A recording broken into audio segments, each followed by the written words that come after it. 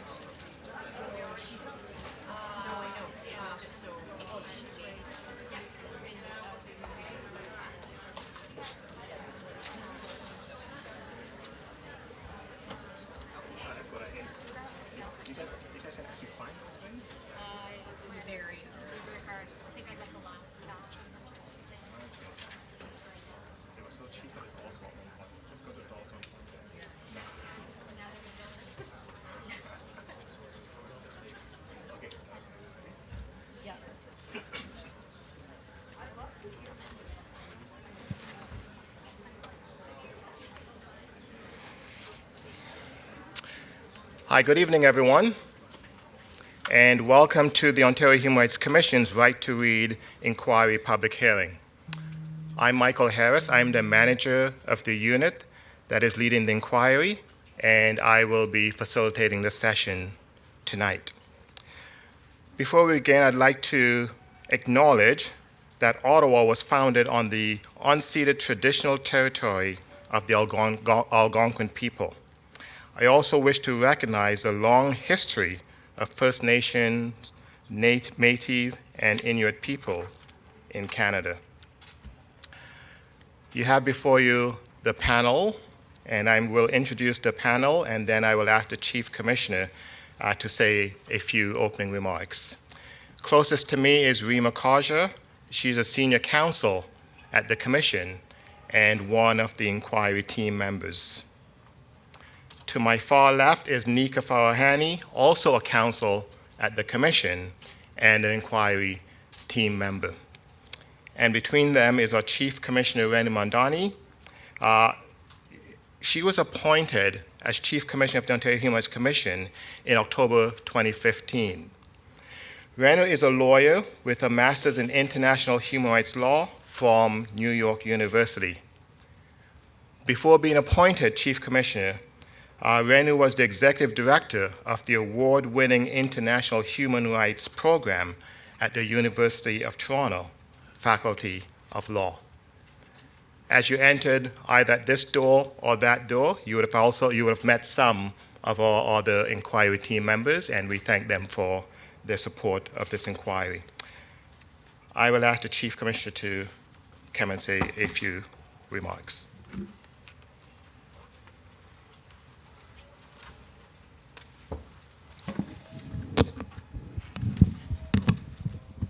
People are already cheering for me.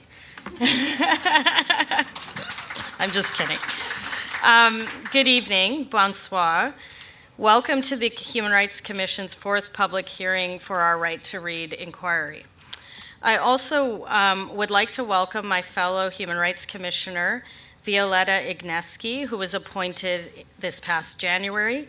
Professor Igneski has a doctorate in legal philosophy from the University of Toronto and is currently a professor at McMaster University.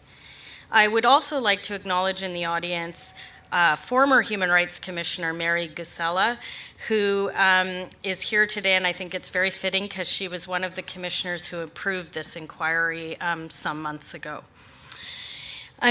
This inquiry examines human rights issues affecting students with reading disabilities in Ontario public schools. The Commission held our first three public hearings in Brampton, London, and Thunder Bay. Tonight, we will hear from students, parents, and guardians, and educators who will share their stories and their lived experiences. These hearings are one way we are gathering information to assist with our inquiry. We're also engaging with the public through surveys, meetings, and individual engagements. We've held listening circles with Indigenous peoples to hear about their children's unique experiences learning to read, and hosted a community meeting in Kenora. We are also holding meetings in Barrie and Hamilton. The response already has been overwhelming. We have heard from over 2,000 individuals and organizations. For over 20 years, the Ontario Human Rights Commission has promoted the right to education for students with disabilities. The Commission has been involved in cases at the Human Rights Tribunal of Ontario and the Supreme Court of Canada. We have developed policy guidance to help education providers recognize and fulfill their obligations under Ontario's Human Rights Code. Yet we continue to hear from parents, students, and educators that the needs of students with reading disabilities are not being met in Ontario public schools. Ontario's Education Act recognizes that all students must be provided with the opportunity to realize their potential and develop into highly skilled, knowledgeable, caring citizens who contribute to society. Yet, in classrooms across Ontario, there are children who fail to learn to read, a critical and foundational skill. This is unacceptable. We know that students who cannot read will struggle in all aspects of school, from language to math. They are more vulnerable to mental health disabilities, behavioral issues, bullying, and dropping out. People with low literacy are often underemployed and overrepresented in the homeless population and in jail. Many children who struggle with reading have a learning disability. Dyslexia, for example, affects at least 10% of the population. Despite this prevalence, the Commission is concerned that students with reading disabilities are still not getting the support they need. These concerns are all the more troubling because reading disabilities can be remediated with science-based approaches, early screening, intervention, and support. Learning to read is not a privilege. It is a basic and essential human right. That's why last October, the Ontario Human Rights Commission launched a public inquiry into human rights issues affecting students with reading disabilities in Ontario public schools. This province-wide inquiry will evaluate whether the public education system is realizing the right to read. We'll assess whether public schools are using scientific, evidence-based approaches to meet the needs of students with reading disabilities. We're hearing from parents, students, and educators from across Ontario, and we're investigating practices across a representative sample of 8 English-speaking public school boards: Ottawa Carleton, Hamilton Wentworth, Keewatin Patricia, Lakehead, London Catholic, Peel, Simcoe Muskoka Catholic, and Thames Valley. We will assess these boards against 5 benchmarks that are widely recognized as essential to an effective and systematic approach to teaching reading: the use of universal design for learning, mandatory early screening, the use of effective reading intervention programs, appropriate accommodation, and timely psychoeducational assessments. First, we will look at whether Ontario is using curriculum and teaching methods that are effective for the largest number of students. This approach is often referred to as universal design for learning.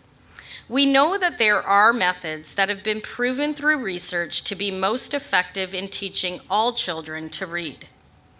In terms of early screening, we know that time is of the essence when it comes to reading disabilities. Our inquiry is looking at whether boards are mandating the use of scientific, evidence-based screening tools in kindergarten or grade 1 to identify students who have reading disabilities. We are looking at the availability and use of science-based reading intervention programs, and we are exploring whether boards provide effective accommodation. Because even with early intervention, students with reading disabilities may require and are entitled to receive accommodation. These accommodations might include assistive technologies like screen readers, alternative formats for assignments, or extra time on tests. And finally, we are considering whether there is clear criteria for when psychoeducational assessments are offered or required, and how associated waiting lists are managed and maintained. Beyond looking at these 8 school boards, the Commission has also requested information about teacher training from Ontario's 13 faculties of education. We may request information or assistance from the Ministry of Education and the Ontario College of Teachers. We have retained Dr. Linda Siegel, an internationally recognized expert in reading disabilities, to assist with the inquiry. And we're hearing from parents, students, and educators through the use of surveys. The results of these surveys will help us understand and report on the experiences of students and assess whether they have meaningful access to education as required by Ontario's Human Rights Code. Many of you here today have already completed the survey, and I thank you for doing that. We will launch another survey for educators in the beginning of April. And of course, we're holding these public hearings. We will release an inquiry report with findings and recommendations later this year. Our ultimate goal is to make the right to read a reality for students with reading disabilities in Ontario. Thank you.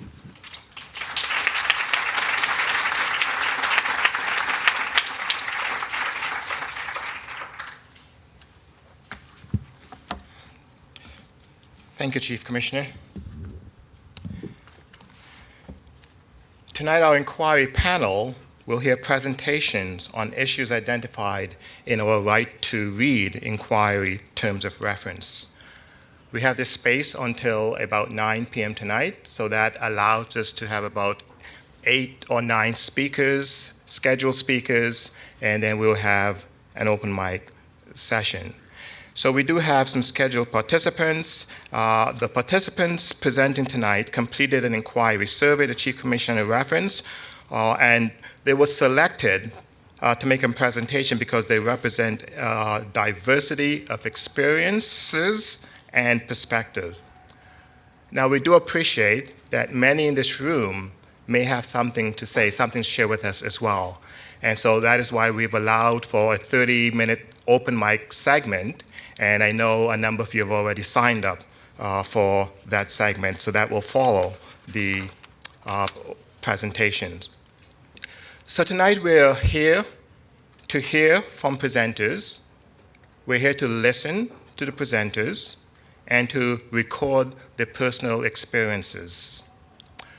It's not an event to question the panel about the inquiry or to question the presenters for that matter.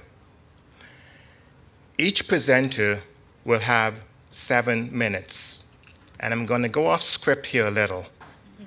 This is our 4th public hearing, and I can assure you that none of our presenters has stayed on track. So we're looking to you tonight to stay on track.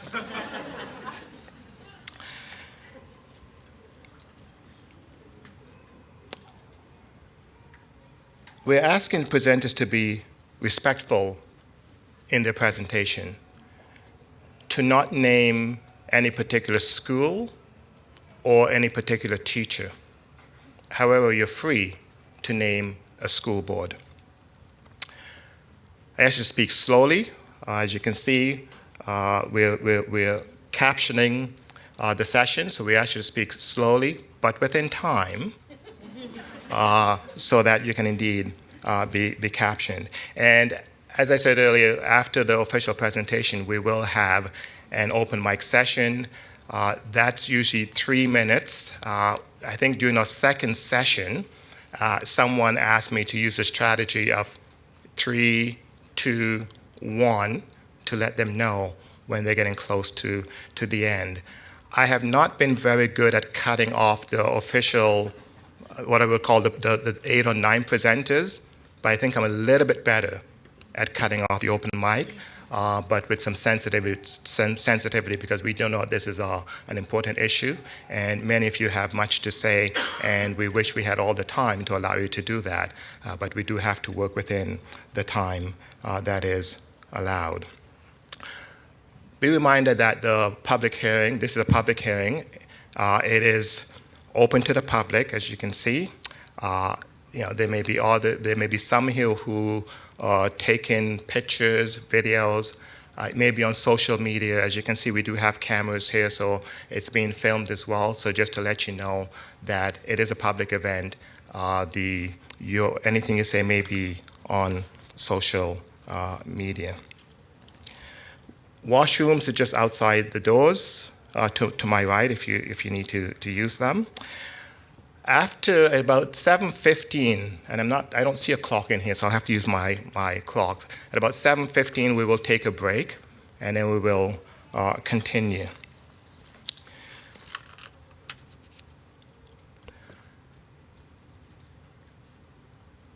I think our 4th session has shown us that some of the issues, some of the topics that you will hear may be painful to some of you, to some of us.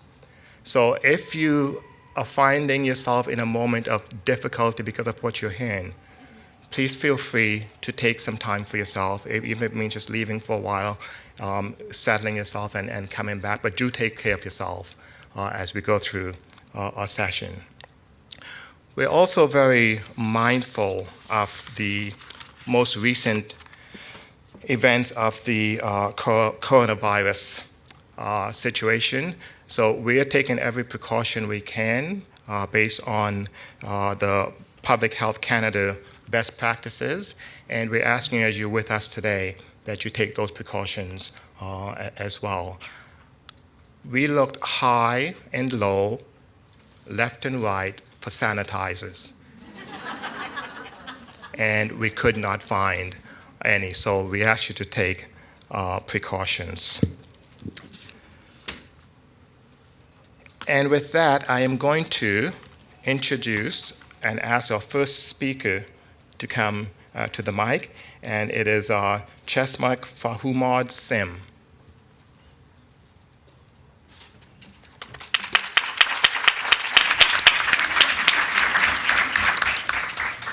Thank you, everyone. My printer broke, so I brought an iPad, a computer, and a phone to make sure I could access my speech. Honorable Inquiry panel members, members of the audience, thank you so much for this opportunity to speak with you tonight.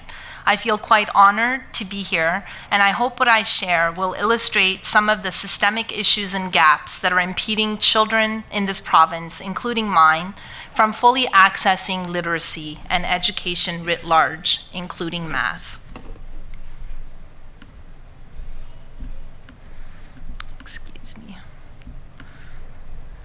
The right to read is a natural right, the same as the right to shelter, food, and clean air.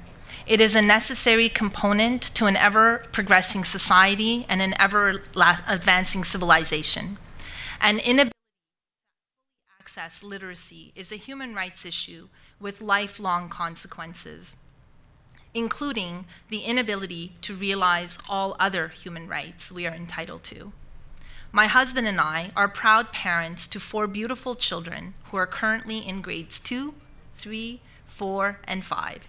My children are bright, kind, socially conscious, and they all sparkle when they smile. I can't even begin to describe to you how much we love them and to what lengths we would go to help them be the best they can be. I am here to speak on their behalf and on behalf of all the province's children who struggle to fully access our curriculum. Our family was created through adoption, the oldest through private adoption at birth, and the younger 3 a sibling group from CAS. Their learning profile is typical of many of the children in today's classroom. ADHD, LD, language and sensory processing challenges, for my younger daughter's speech and language issues, and for all of them, developmental trauma stemming from the loss of their first family. Michael and I feel very fortunate to be at a school where our children are deeply loved and cared for by their wonderful educators, and I'm constantly amazed by their dedication, creativity, and passion that they bring to the classroom. Home and school have been able to work together as partners for the best interests of our children. And I recognize that not every parent can say that. Despite all this, our children are not fully able to access the right to read due to the systemic barriers that exist and our inability to fill in these gaps through tutoring and other supports due to our own financial circumstances. Today's classrooms have a higher needs profile than 50, 30, or even 10 years ago. They're diverse, not just because of our beautiful multicultural society, but due to neurodiversity and trauma. And by trauma, I don't just mean children who've come into new families through adoption. I mean children who are experiencing poverty, illness in their family, death of a loved one, divorce, witnessing or experiencing abuse, new Canadians with all the stresses that that entails.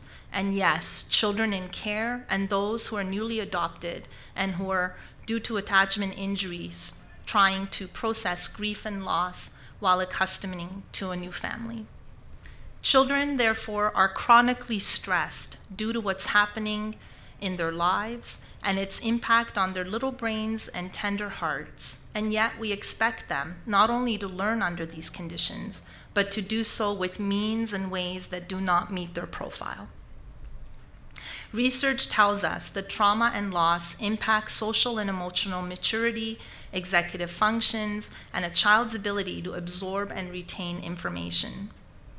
As long as our teacher training curriculum focuses on neuronormativity and does not raise a generation of teachers who are deeply special needs sensitized and trauma-informed classrooms begin to be created, we will continue to fail our children, and the 5 benchmarks that you are assessing will remain ideals that are not accessible.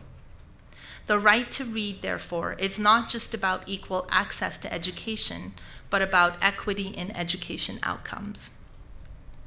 In our case, for example, our concerns for our 2 oldest children's reading challenges went unheeded by educators who kept reassuring us that we were overly concerned and to wait and see what happens. And despite repeated assertions that my middle daughter's memory challenges and her social medical profile puts her at risk of illiteracy, we did not get access to early diagnosis or intervention. Not because the teachers didn't want to necessarily. Some were wondering if we were correct in our assessment, but there was also no access to these programs in the school, or the access was limited by seat numbers and the number of children needing them. The LST at the time was also not deeply engaged, and we were not at all informed about supports within the school, such as reading, screening, or reading intervention programs. So my suggestion would be that teachers need to heed concerns expressed by parents who notice their children struggling, and they need to have the training in order to notice, assess, and intervene as early as possible. And LSTs, we would benefit from deeply engaged and proactive educators who tell us where the problems lie and how to try and solve them. The third issue I'd like to point to is the chronic underfunding and under-resourcing of our education system, which has reached a crisis point. Children who benefit from mandatory early screening and reading intervention programs that meet needs, not available spaces. For example, thanks to the efforts of our wonderful LST and administrators, Empower finally came to our school this year, but it's only available to 6 children. How could it be that there aren't more children who need to access this program? Thankfully for me and my husband, 2 of our children made it into the program. But what about all the other kids? And my younger son, who is exhibiting dyslexia, was not included because he had not yet gone through the tiered interventions. And my concern is, by the time he does, it might be too late. While I'm touching on underfunding, I'd also like to address the issue of violence in the classroom and its impact on teachers and peers. While these are very important and real concerns that need to be discussed and addressed in a multiplicity of ways, I believe we also need to consider this issue from the point of view of the stressed little child who's communicating through their behavior. I can speak personally to this issue because my younger daughter struggles with self-regulation. In senior kindergarten, this resulted in her classroom being evacuated on a regular basis. But not once did the school call and ask us to come and take her home. Not once. Together with the principal, we organized a meeting with her occupational therapist and her attachment therapist, thinking that her teachers, hearing from them, would help them to understand how to meet her needs. When we showed up to the meeting, it was moved to the library, and not only her teachers, but all 4 children's teachers and all the EAs, and as many other people who were available showed up. They wanted to learn about our children's needs and to put in place a process and a program that will allow our daughter to succeed and thrive. And to this day, when she is triggered, wonderful educators mobilize to help her. We've done what we can do to bring special needs and trauma-informed information and resources to the hands of our children's teachers. And honestly, I can't put into words how grateful we are that they've embraced it. But every classroom and every teacher needs these resources. And chronic underfunding is creating a multi-tier system with differential impact on students. Neuronormative kids will continue to excel academically and into their future. their outcome, and while the outcome for special needs children will depend on their family's financial ability to access tutoring and other supports, and or their ability to advocate.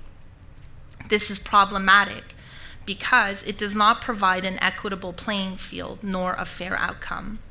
Many parents of children with dyslexia and other learning differences are having to turn to expensive tutoring programs that cost upwards of $500 a month. Those of us who cannot afford these costs are frustrated that reading isn't systematically being taught in schools, and we're put in a position to feel that we are failing as parents because we can't meet our children's educational needs in parallel with the public school system. But there is hope because we are here to speak for our children, and you are here to speak for us. And together we can find solutions. And if I may end with a quote by UNESCO, which was said on April 18th, 2013, "Literacy is a fundamental human right and the foundation for lifelong learning. It is fully essential to human and social development in its ability to transform lives." Thank you.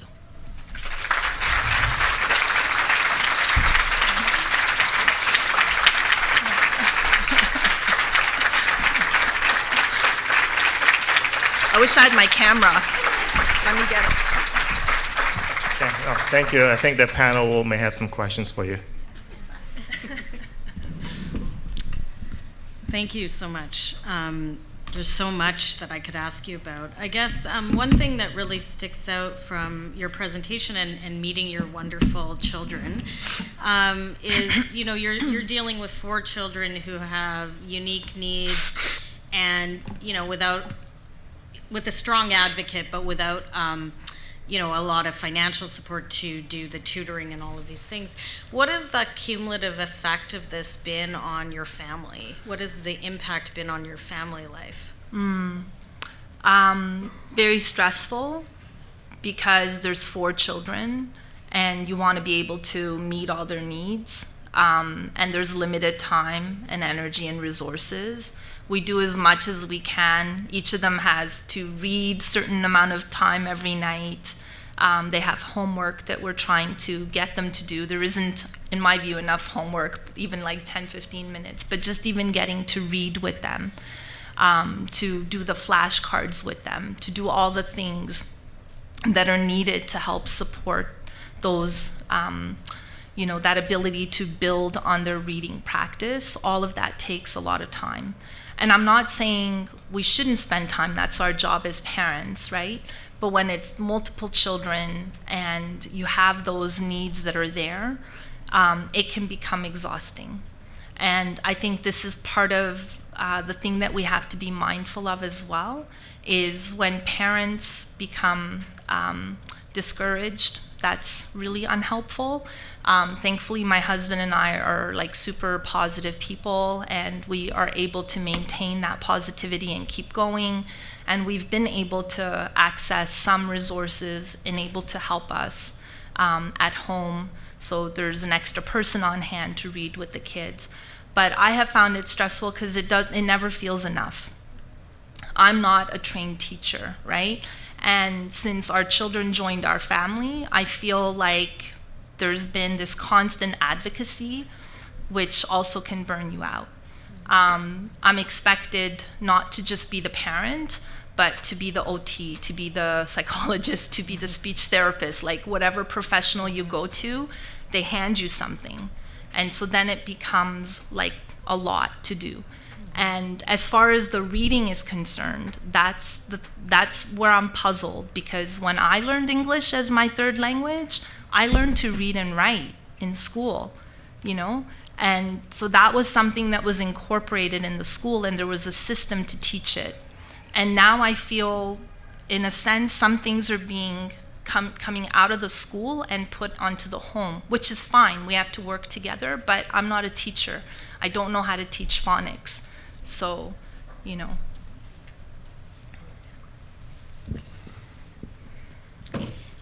You talked about developmental trauma, and that's very important for us to hear about because we don't hear about it a lot. We've also heard, though, from other parents that the whole experience for children not learning to read is quite traumatic as well. Like, it becomes a real issue of self-esteem and so on. How do the two combine? How do you deal with that situation where the child already experienced trauma and now there's more trauma happening because they see themselves falling behind in school? So I think this is such an important question because everything is so interconnected when you raise that, right? Children who are experiencing developmental trauma are more at risk of learning challenges, right? The brain is wired differently. So the ability to absorb information, retain it, there's going to be memory challenges, there's language processing issues that come with that. And then it becomes this vicious cycle because when you're not able to gain that information in the same way as your peers, it can begin to affect your self-esteem. And then when that happens, then there's going to be school resistance, then there's going to be that why, and why am I different, you know? And the way that I try and frame it with my kids is like, I don't even like the word disability, I like difference. That we all learn differently, you know? Some we have strengths here, some we have strengths there. And I think what we need to do in our school system is if we are trauma informed, then we can, you know, when we worked with our kids' teachers to help them understand why is my child having difficulty with this particular thing. And when we put in suggestions on how they can approach the learning in a trauma-informed way, you do see changes. And so I think that's the main thing is we have to ensure that our children's self-confidence and self-esteem is maintained. And we do that by making learning accessible to them so that they can be like, I can do this. Because when you know that you can do something, you do it. If you begin to feel like there's impediments, learned helplessness sets in, paralysis of will sets in. And so that's the other really important dimension of this. Thank you so much. Thank you.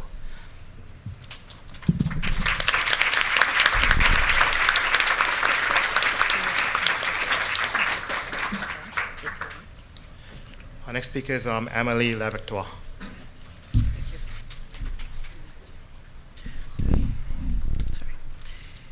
Thank you for inviting me to share my thoughts and experiences with you. I will make my remarks in French, so for those of you who need headsets for translation, I'll invite you to go get some. But I will say from the outset that I will invite your questions in either official language. Mon nom est Amélie Lavictoire, je suis résidente de la ville d'Ottawa. J'ai un enfant de 11 ans qui fréquente le Conseil scolaire catholique francophone de la région. J'ai beaucoup de choses à vous raconter, mais on m'a donné 7 minutes. Un grand défi, en plus qu'on me demande de parler lentement. Pas une chose facile pour une francophone. Alors, je vais omettre certaines choses. Je vais omettre un survol du délai à dépister chez mon enfant, une dyslexie modérée et une dysorthographie sévère.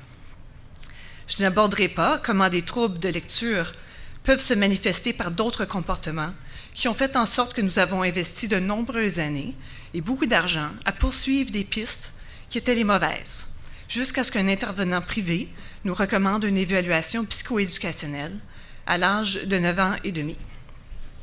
Vous avez entendu parler de coûts, de délais, de l'impact qu'un manque de ressources et services peut avoir sur un enfant et sur une famille. Mon objectif aujourd'hui va être de vous offrir la perspective des francophones devant naviguer le système d'éducation en Ontario lorsqu'ils sont confrontés à des troubles d'apprentissage liés à la lecture. Je vais également conclure avec quelques constats généraux que j'estime importants. Mon enfant a un droit constitutionnel à une éducation de qualité égale à celle offerte en anglais. Parfois, par contre, pour atteindre l'égalité, certaines ressources et services ont besoin d'être adaptés pour répondre aux besoins de la minorité ou même être rendus plus facilement accessibles. Je m'explique à l'aide de 2 exemples. Le premier exemple porte sur les listes d'attente pour des services tels qu'une évaluation psychoéducationnelle ou des services d'orthophonie, qui sont beaucoup trop longues dans les 2 langues. Mais lorsque confronté à un délai de 2 ans pour une évaluation psychoéducationnelle ou des traitements aux frais d'un conseil scolaire, le parent anglophone peut beaucoup plus facilement, si les moyens lui permettent, se tourner vers le privé pour obtenir un test, des traitements ou du tutorat. Selon la région, et encore selon les ressources financières, le parent francophone fait face à une absence de services offerts en français ou privé. Et lorsqu'il existe, la demande pour ces services est tellement plus grande que l'offre que les listes d'attente peuvent être quasiment aussi longues que celles offertes au sein du conseil scolaire. Et n'oubliez pas, lorsque je dis ça, j'habite dans une des régions les mieux desservies en français, une des régions les plus francophones de la province. Imaginez ce que serait ma situation si j'habitais dans le nord-ouest ou le sud-ouest de la province. Mais qu'importe, un enfant dont la langue maternelle est le français doit être évalué en français. Si le service n'existe pas dans la région ou qu'il y a une pénurie de fournisseurs, les parents francophones doivent attendre et attendre, lorsqu'on sait très bien que tous les jours comptent lorsqu'il s'agit de l'éducation de notre enfant. Mon deuxième exemple peut sembler anodin pour ceux qui ne sont pas familiers avec les troubles de lecture, mais c'est d'une importance cruciale lorsque notre enfant a la dyslexie. C'est l'accès à des livres. C'est simple. On nous a fortement encouragés à fournir à notre enfant des livres qui sont à la fois audio et numériques, afin que notre enfant puisse voir à l'écran les mots qu'il entend pour mieux apprendre à lire. En consultant les collections en anglais, j'étais encouragée. Je voyais plus de 300 livres pour les pré-ados et les ados, de tous les genres et de tous les styles imaginables. Lorsque j'ai fait la même recherche pour des livres pour pré-ados et ados en français, 3 livres. Les livres audio numériques en français pour les pré-ados et les ados sont quasiment inexistants. Lorsqu'il existe une sélection, l'enfant est entièrement privé de son choix selon ses intérêts, ce qui rend encore plus difficile le développement d'un intérêt pour la lecture et l'amélioration des habiletés de lecture. Mon enfant arrive bientôt à l'âge des comptes rendus de livres, les fameux book reports, où on donne à tous les élèves de la classe de français le même livre papier à lire, analyser et résumer. Par pur intérêt, j'ai vérifié la disponibilité en format électronique des livres analysés dans les classes de mon enfant aîné, et aucun n'est disponible en français en format numérique. Ce qu'on va faire lorsque mon fils arrive à ce niveau, j'en ai aucune idée. Depuis son diagnostic, de nombreuses ont été les fois où j'ai pensé si seulement mon enfant était anglophone. Ou est-ce qu'il serait préférable, contrairement à mes propres valeurs, d'élever mon enfant en anglais, afin qu'il puisse avoir accès à plus de services et de ressources? Je peux très bien voir que la pénurie de ressources et de services en français pour les enfants avec des troubles d'apprentissage entraînerait plusieurs parents et enfants de se tourner vers les ressources en anglais, le système d'éducation de langue anglaise, et vers l'assimilation linguistique. Dans la formulation de vos recommandations, je vous encourage fortement à tenir compte de la réalité et des expériences des enfants et des familles francophones de l'Ontario. Je vais terminer avec 2 grands constats que je trouve importants et que j'aimerais souligner. Le premier est l'importance d'un parent éduqué qui est capable d'être la voix de son enfant. On ne peut jamais lâcher prise comme parent d'un enfant qui est atteint d'un trouble de lecture. Mais pour être la voix de son enfant, on doit être éduqué nous-mêmes. On doit connaître les droits de notre enfant, les obligations du conseil, les mesures et les ressources disponibles en place. Et sauf si on a la chance d'avoir des enseignants très connaissants des troubles de lecture, l'éducation des enseignants est à refaire à tous les années, à tous les semestres, pour expliquer les mesures d'accommodement requises et les besoins de notre enfant. Il existe également un manque d'information et d'appui pour naviguer le système d'éducation après un diagnostic et lors d'étapes charnières, la transition du primaire à l'élémentaire, de l'élémentaire au secondaire, du secondaire au post-secondaire. Et si les ressources existent en anglais, elles sont rares et difficiles à trouver en français. Les ressources québécoises, les ressources provenant de la France ne sont pas pertinentes ou applicables à notre situation. Et c'est souvent ça qu'on nous réfère. On nous dit, bien, allez regarder la situation, les ressources qui sont disponibles de la France. Il n'y a aucune pertinence à ces ressources-là pour un franco-ontarien. Le deuxième grand constat tiré de mes observations est que les écoles et les conseils scolaires doivent fournir un appui, ce que je vais appeler un appui social ou psychologique, lors de la préadolescence et l'adolescence surtout, pour s'assurer que l'enfant veuille utiliser les ressources et les outils qui sont mis à sa disposition à l'école. Comme on sait tous, la préadolescence et l'adolescence est le stade où on veut à tout prix être comme les autres, ne pas paraître différent. Alors, ça mène souvent au refus d'utiliser les outils qui sont à la disposition de l'enfant, et ça perpétue un cercle vicieux. Rien ne semble être fait pour activement, mais surtout proactivement encadrer et appuyer les élèves de l'élémentaire et du secondaire à vivre et répondre aux pressions sociales qui découlent d'être le seul élève dans la classe qui utilise un ordi, le seul qui a le droit des logiciels de prédicteurs de mots, le seul qui porte des écouteurs afin d'écouter un texte qui lui est lu. Beaucoup de ressources sont investies au niveau primaire, et c'est important qu'elles le soient, mais afin que cet investissement porte fruit à long terme, il ne faut pas perdre de vue que nos préados et nos ados vivent dans un environnement social complètement différent, où les pressions pour la conformité sont énormes. Merci.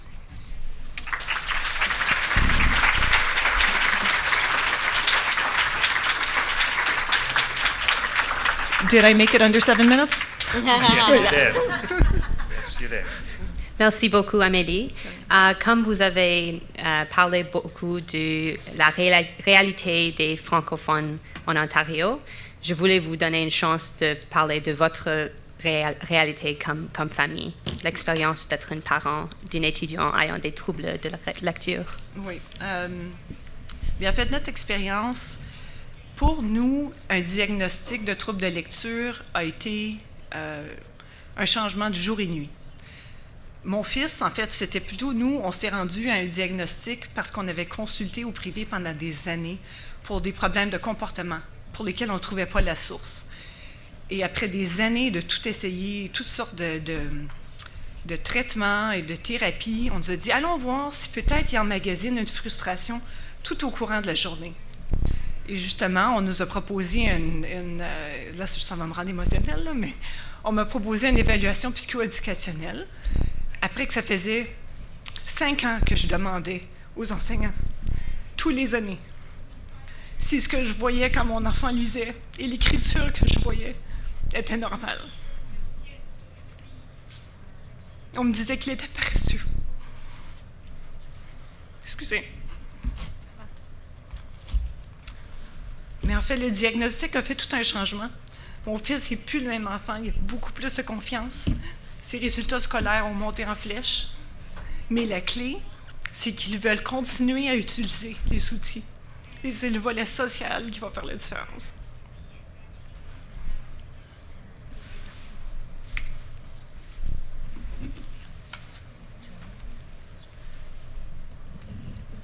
It's okay. Thank you. Thank you.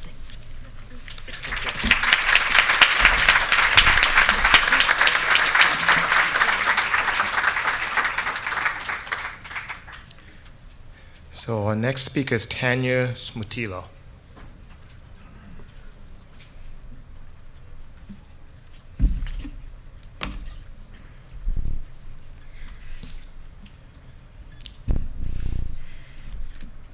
Thank you for the opportunity to tell my story. This is an issue that I've been struggling with my whole life. As a child with a learning disability, and now as a parent of 3 boys who have similar challenges learning to read as I did. I was diagnosed with dyslexia in grade 2 and struggled through elementary and high school. I remember feeling like I was lost in the dark and everyone around me had a flashlight and could see their way. Eventually I gave up, and it wasn't until I was in my 20s and went back to university as a mature student that things clicked for me and I began to love learning again. I made the dean's list and then went on to graduate school.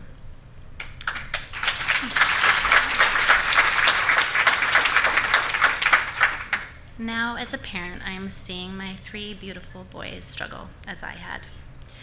My eldest is Isaac, who's in grade 8 and diagnosed with ADHD and dyslexia in grade 2. My middle son, Jesse, is in grade 6 and diagnosed with dyslexia in grade 3.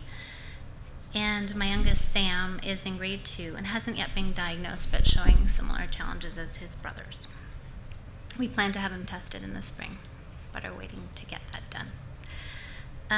All their psychoeducational testing has been done privately because the wait list to do it through schools is too long. It will take years. And luckily, we have insurance that covers the bulk of that cost. All three of my boys were confident and happy kids when they entered JK. They loved books, and they were really excited to learn to read. And we've watched this confidence fade as they move through elementary school, and how disappointed they were not understanding and not being able to learn to read. While they all excel at non-academic activities, and such as sports and visual arts, I now hear all of them routinely say that they are the dumbest kids in class, that they hate school and they hate learning. Our story is similar to others who've spoken, with one difference. We're in Ottawa, and in Ottawa, French is highly valued and really essential for career development. As a result, in Ottawa, Early French Immersion, or EFI, is the program of choice. It has become the mainstream in our elementary schools.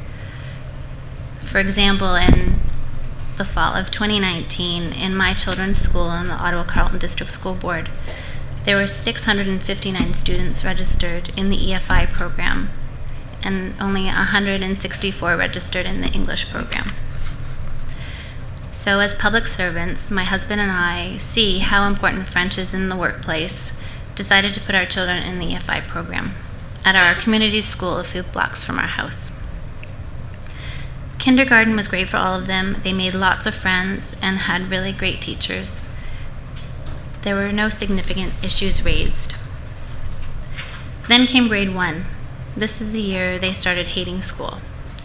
In the EFI program, grade 1 is all in French. This was the year that their teachers flagged concern that our boys were a little behind their peers in learning their letters and sounds. When we asked if there were supports available to help them, we were told that the learning resources available were only offered in English. And because grade 1 is only French, we couldn't access them. The intervention offered was to move them into English. And over the years, it has been our experience that this is the first line of intervention offered to your child if they are diagnosed with a learning disability. As a result, kids with LDs are overrepresented in the English program at our children's school. The school developed an IEP and IPRC for our oldest son, Isaac, in grade 2, but they continued to pressure us to move him into English. While there were some accommodations in place for him, there were no reading interventions available for him in French. He was given access to the level literacy intervention, which is their first line of intervention, in grade 3. But that basically just taught him how to memorize a book and not how to learn to read.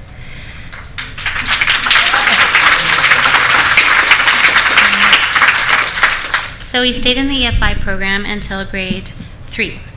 And he was still struggling academically, and he started to have some behavioral issues. By October, his teacher refused to have him in her class any longer. In our last meeting with her, she said that, and I quote, "French just isn't a good fit for him. It's like putting a kid with a physical disability in a sport camp." So we obviously couldn't leave him in that class. And the school wouldn't let us move him to another EFI class, so our only choice was English. Or medicate him, which we weren't ready to do at that time. So we moved him into English, and he continued to struggle, both academically and then socially. This was devastating for him because being taken away from his friends and still not having success was really hard on him. And it was at this point we decided to try medication. And it did make a big difference for him. Once in the English program, he got access to the LLI. He's now in grade 8 and in the English program and working at grade level. While doing fine academically, socially, he feels very isolated and has very poor self-esteem. He wasn't able to maintain friendships with the kids in the EFI program. Because his cohort in the English stream is so small, he doesn't have much in common with the kids in his class and hasn't made many friends. He has come home from school saying kids make fun of him for being in the English program. And when I tell him how smart he is, he says, "If I'm so smart, why am I in the English program?" Also, since moving into English, he has rarely had the opportunity to go on field trips, rarely has homework or projects, and we have very little communication with his teachers. When we ask about accommodations, we're told that they don't need accommodations because those are just good teaching practices. So we have no idea really how he's being accommodated in those classes. So moving on to my middle son, Jesse is still in the EFI stream in grade 6. It was suggested we move him to English when he was diagnosed. Given our older son's experience, we hesitated and discussed the option with him, and he said he'd rather die than move into English because, in his words, that's where all the kids with problems go. So we've kept him in French with a modified curriculum. We got him a tutor and continue to advocate for him to get access to supports. And we're continually faced with teachers who are reluctant to accommodate him, who sometimes lack empathy and patience, and who have no idea how to support him or differentiate the curriculum for him. And I think this is because by grade 6 in particular, there are very few kids with learning disabilities left in the French stream. And so this year his teacher actually asked me if I had any ideas of interventions or things that she could do to help support him. And I'm not a teacher. I have no idea. So every year we've asked for the Empower program. And it wasn't until this year that it was ever made available to Jesse, now in grade 6. And he started that in the fall, and we've seen a huge difference in his reading. So we're having the same struggles with our youngest, who's in grade 2. And the school has suggested we move him into English, and we've said no. Now this is my 3rd time around, and I know the key is to keep advocating for him and keep bugging them to give him supports. So he was, at the beginning of grade 2, he was admitted into the LLI program. And again, it hasn't made much of a difference in his reading. The teachers have just done an educational assessment using the Wyatt program for him, and we're waiting for the results. And they just started offering Empower program to the primary grades in their school. And so he was just now, last week, started an Empower program that will go till the end of the year. So because of the lack of supports at school, we've been paying for a tutor to work with the boys once a week, and this has been a big financial burden. And we would love them to do an evidence-based intervention in the community, such as the Orton-Gillingham program, but at this point we're not able to afford that.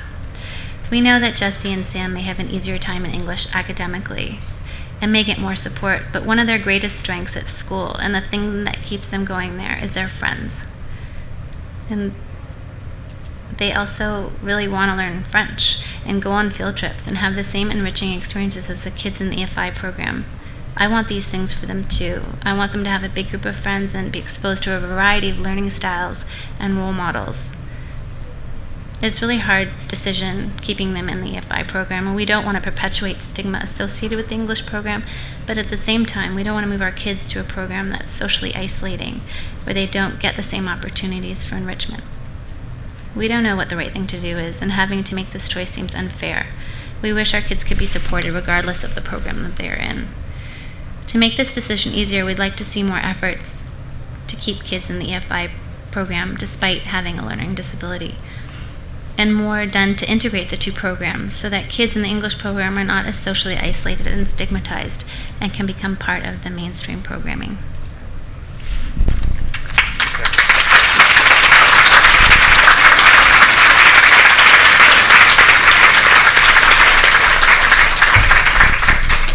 I just want to pick up where you left off and ask you, what do you think could or should be done within the EFI program to ensure that your kids could learn to read and thrive in that program?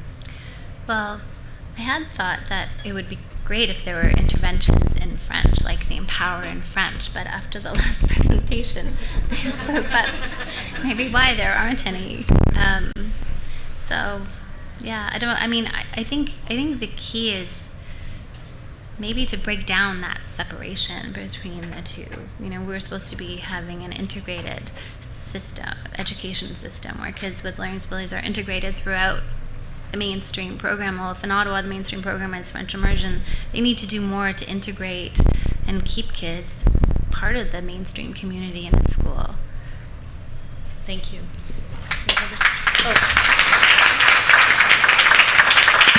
Okay, thank you. So our next speaker is Michelle Ons.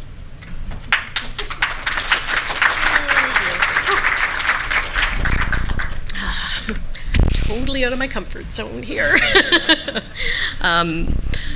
I'm here tonight. My name is Michelle. I'm here tonight with my husband, Dan, and my 13-year-old son, Dylan, who is the reason why we're here tonight. He has struggled since the early days of school in the OCDSB public school system. I never would have imagined that signing my smart, funny, and gregarious 4-year-old up for junior kindergarten back in 2010 would lead me here to the OHRC Right to Read inquiry. But here we are. I've been following the inquiry, and my heart breaks hearing the same story over and over again. But I'm thankful that so many parents and children are finally being heard, and I'm very hopeful that we can effect some changes. In order to pull my thoughts together so that I'd have something to say here tonight, I started going through grade by grade, trying to remember how we got to the point where we are now. It was then that I realized we spent from kindergarten to grade 3 in the EFI French immersion program, hearing things like ADHD, not participating, distraction to others, and class clown, but never learning disability, and definitely never dyslexia. We began to hear terms like IEP and LLI, but not scientific multisensory evidence-based support. We heard learning to read becomes reading to learn, and if you're behind, you will continue to fall behind. It was during this time that our older son would come home and say, "I saw Dylan sitting in the hallway or the office again today." Interestingly, Dylan was often with another student who was also dyslexic. They had both learned by this point, grade 2, that it was easier for them to be the bad kid or the class clown than it was to understand and complete the work put in front of them. They had found a way to get away from the shame they felt in not being able to do what everyone else was doing. It was also in this time that I first heard the term psychoeducational assessment. Did we have the means to get one done privately? We could put them on the wait list, but it might take years. We were lucky. We had benefits that would at least partially cover the assessment. It was in that first psych ed assessment that we first heard the term learning disability connected to our son. Yes, ADHD was in the report, but most of the recommendations in that regard included allowing more movement, body breaks, and more fidgeting, not less, as the school had been doing. As for the learning disability, the assessment recommended that Dylan be identified as an exceptional student learning disability to ensure that he's able to access the necessary support, programming, and resource help for development of reading, math, and written expression skills. It also recommended assistive technology to access the curriculum and a multisensory reading program. This assessment also asked that we give careful consideration to moving Dylan to the English program from French immersion, something we really didn't want to do. So here we were in grade 3, hearing the term learning disability applied to our son for the first time. We were worried, but relieved that we had some better direction on how to help Dylan.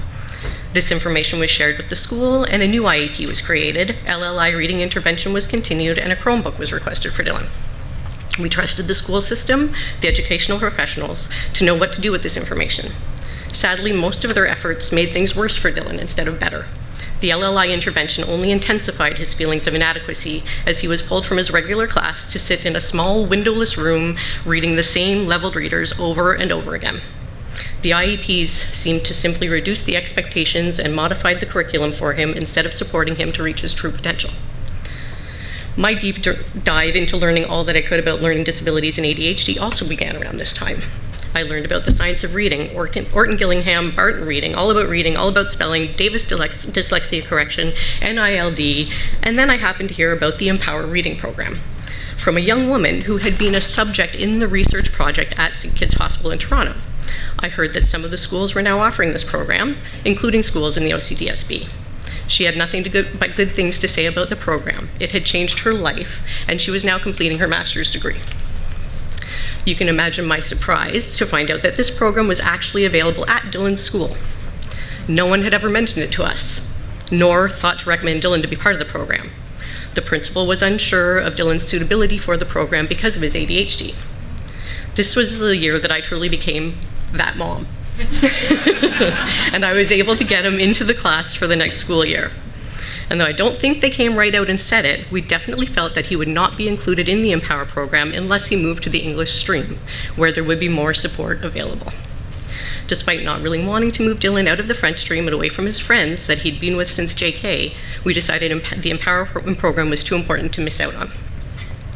After a bit of a rough start in Empower in grade 4, including a phone call saying they may have to remove him from the class as he was a distraction to others, the teacher persevered and Dylan had the most successful school year he's had yet. He was getting it. He was finally feeling some success in school and we could really see a change in him. It was nice to see that there was a way to help him. With an evidence-based multisensory program, the letters on the page were finally making sense.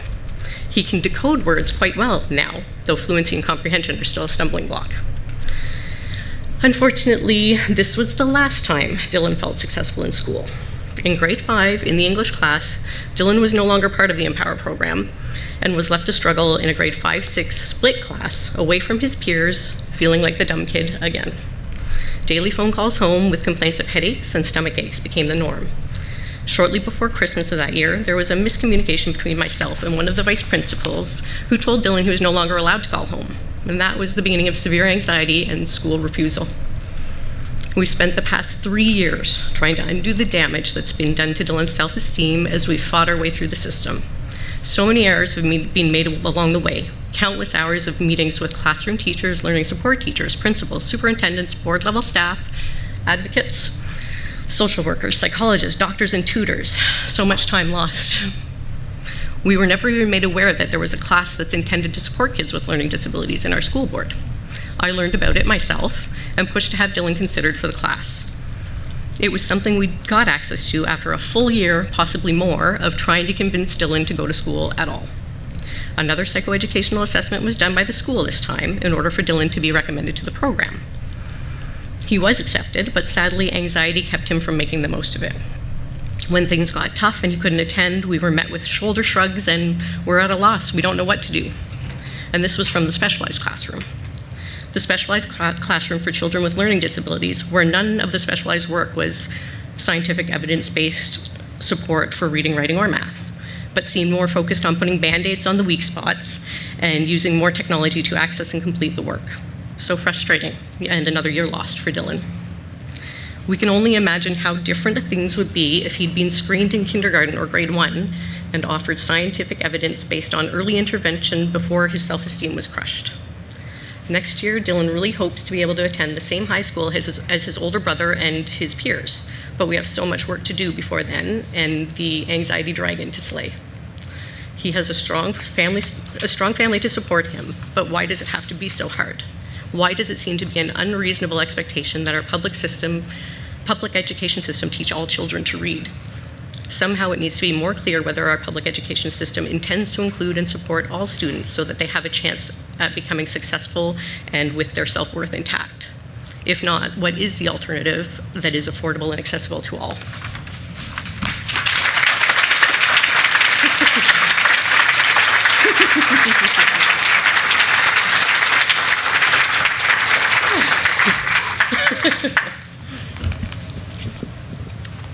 Thank you.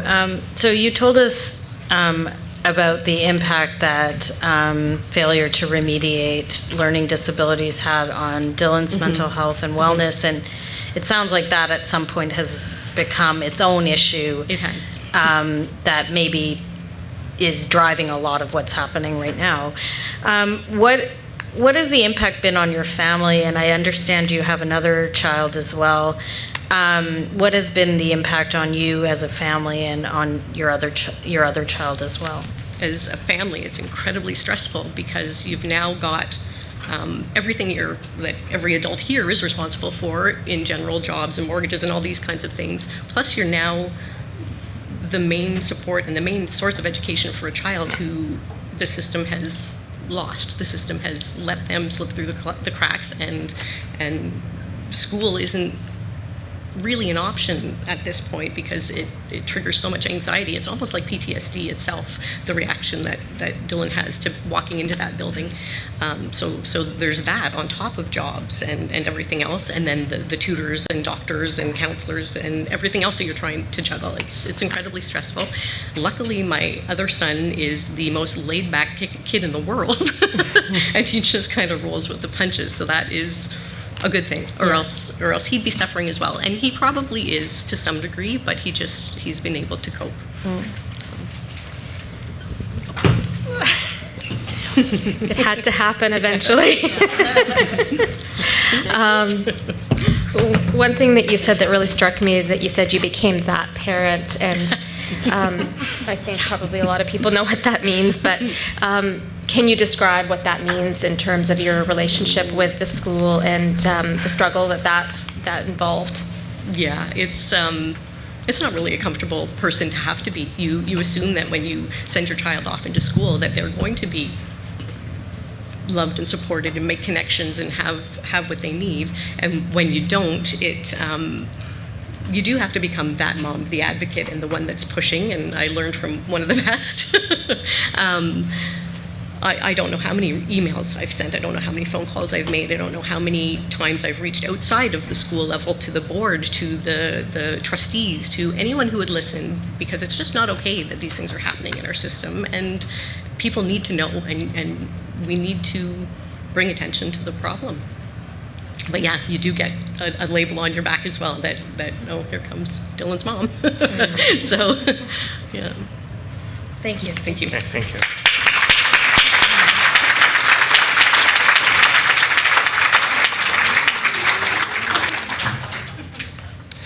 So after our next speaker, we will take a 15-minute break. And our next speaker is Morgan Farnell and daughter Alice.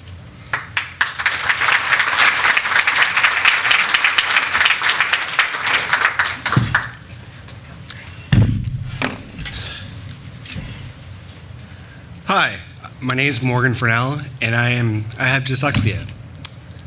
I always thought I was going to do something great in my life or something really important, and I believe tonight is that moment.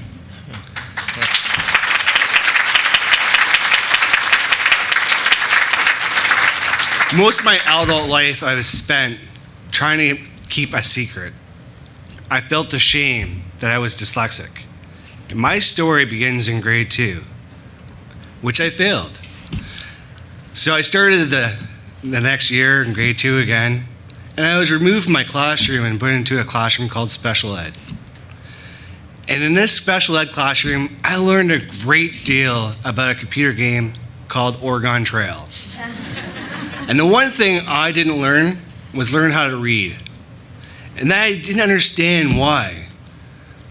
I didn't understand because I knew I was bright and intelligent deep down inside, but I wasn't given the chance.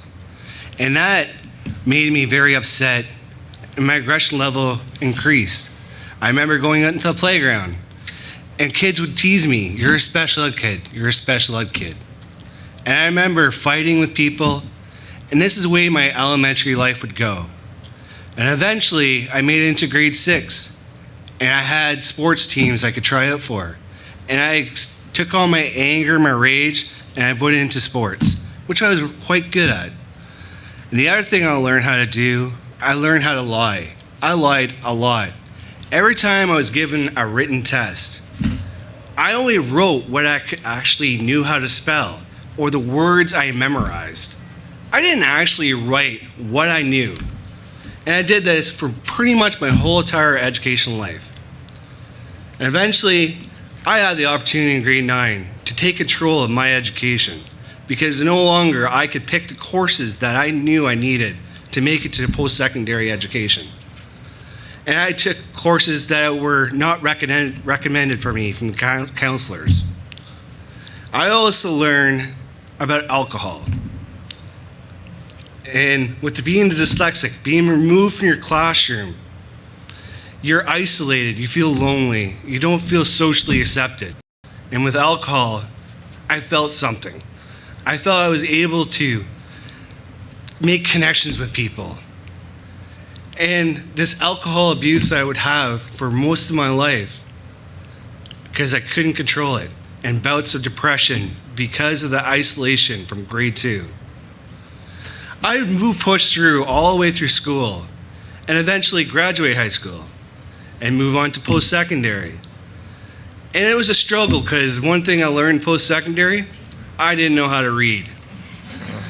So I had to reteach myself kind of how to read, but now it's the 2000s, actually it was late 90s, and there's things called computers, so now I can actually do spell check.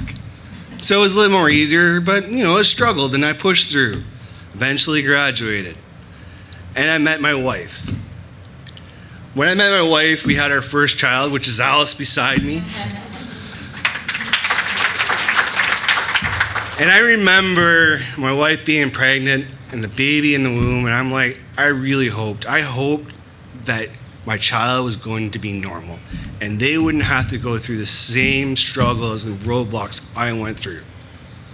We had tests done when she was in the womb, and they all came back negative. I was really excited. I'm like, okay, good. She would start kindergarten, she would have some issues with speech, but it kind of went away. In the beginning or two, the teacher had concerns about her reading. She's also in French immersion, by the way, just to let you know. But we had some concerns, but it seemed to go away, or at least we thought it went away. My daughter would bring back report cards, and she got A's, and she did really well. And it was kind of hidden because she was kind of adapting, making strategies for herself. Eventually, in grade 5, my daughter was trying out for a competitive team, and she got a concussion. And after this concussion, she went to a moment of her life where she was really depressed. So eventually we had to take her to a child psychiatrist. And this child psychiatrist said, I think you should get an education assessment done. Now I'm lucky because I have a great job and the benefits paid for it. So we got the assessment done. And I remember the day that we got the report back, and the woman said, your daughter has dyslexia. And that ripped my heart out. I remember going back to work, and I broke down. I'm like, my daughter's gonna have to go through the same things I did. I couldn't be at work anymore, and I left. And I went to a park, and I sat in my car, and I listened to a TED Talk. And this TED Talk, this is the first time I actually knew what I had, because before I was always learning disability, but now I actually knew that I had dyslexia, because I never was told that. I listened to his TED Talks, and he's telling me all the positive things about being dyslexic, the creative thinking. And I thought about it, and I'm like, wow, that's why I'm actually good at my job. I had people would give me engineering plans, and they'd go, can you find a solution for that? And I'd be like, okay. And they would call it the Morgan Magic. Some people call it Morgan Magic. And I would come up with these crazy ideas, and it was because I was an out-of-the-box thinker.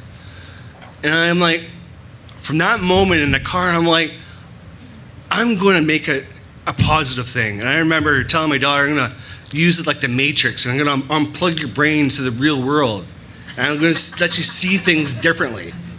So I unplugged her brain. I said, you have all these great abilities. However, you're going to have to learn how to read. And they gave us some accommodations at school. She has a Chromebook, and she's able to sometimes talk her answers and extra time a test. But it's still not going to happen because I want my daughter to be whatever she really, really wants in life. So we found a tutor, and now we spend hundreds of dollars a month getting my daughter that special needs that she needs. But luckily she's been positive, and I'm told her, in a couple of years, you're going to be like everybody else. You're going to be able to read because I'm able to afford it at this point. But however, you're going to have your special abilities. Now, the reason I'm sitting at this table, the most important thing is I realized those people in grade 2, I'm pretty sure I'm the only one to actually graduate high school. And I can also tell you, a lot of those people, they had more serious substance abuse problems than me. And some of those people are no longer with us. and some of them are in jail. And this is the consequences that you're giving these kids if you don't give them the chance to read. And this is something we need to change as a society.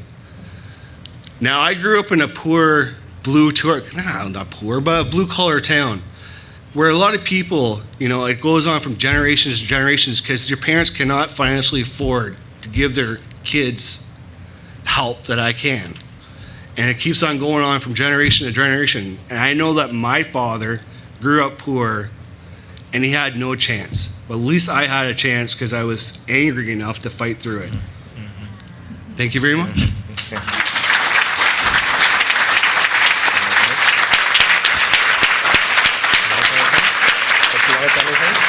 Would you like to say anything? She might answer questions, so. Yeah, okay. My daughter was at a ringette practice in this building, so she's a little slow. Well, that was convenient. Yeah. So, yeah, I wanted to ask you whether, you heard your dad talk about his experiences and how much of that feels like what you went through, what maybe is different. How have you experienced school since you were diagnosed with dyslexia? What grade are you in now? I'm in 6. Okay. Yeah. Okay, so it's not exactly, it's way away from where he was, like how he was taken away to a different class.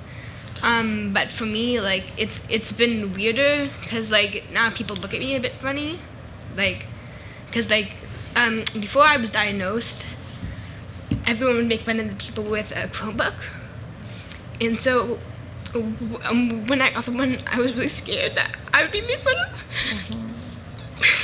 It's okay. That's okay. So now I'm not taking away my class because I go to a tutor.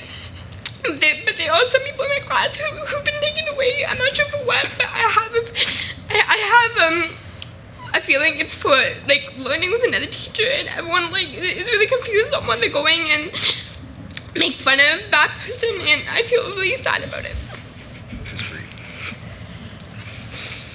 So you can really tell that the kids who have accommodations or leave the classroom, that the other kids notice it and in a negative way. Yes. Yeah.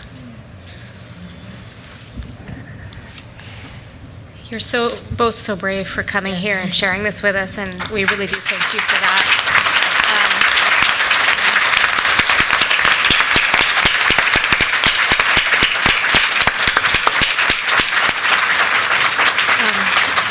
And we've heard already from speakers today, we know that dyslexia is intergenerational, and the impacts are intergenerational. I think you've really made an important point here that it just perpetuates and perpetuates. If the system isn't there to fix it and it's expected that the parents are to step in, what happens when the parents themselves have struggles, be it poverty, be it addiction, be it mental health, be it dyslexia themselves?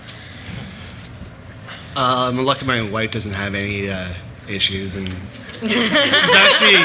she'd be the polar opposite of what I was in school, and she was actually classified as a gifted child.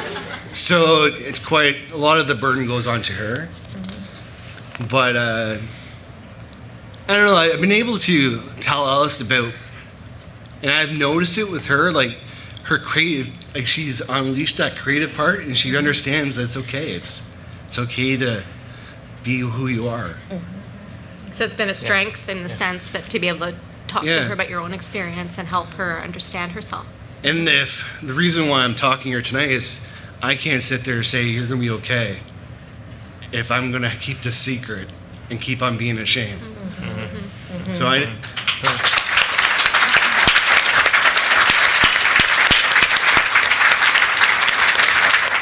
I know at work I've been asked many times to take a next level in promotion, and one of the reasons I don't, because it would involve a lot more writing, and I still have it. It didn't go away. I didn't really honestly learn how to read.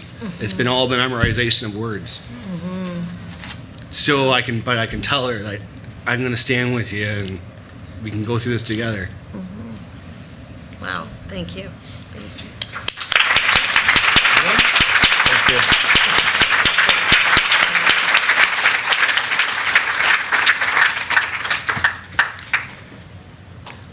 So thank you very much to both you, Morgan and Alice, for sharing with us.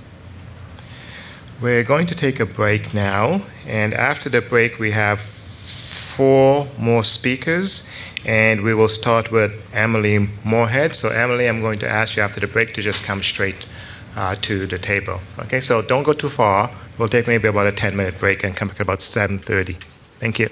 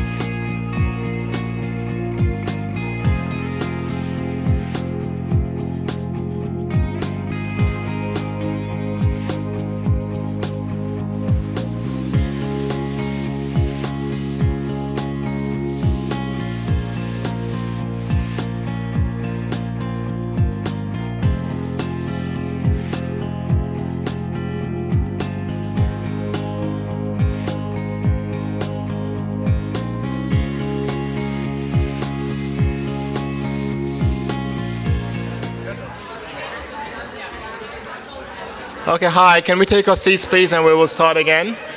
Is Nico around?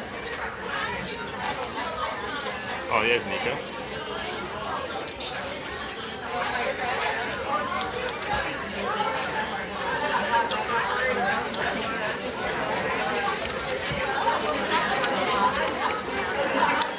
Hi, hello, once again.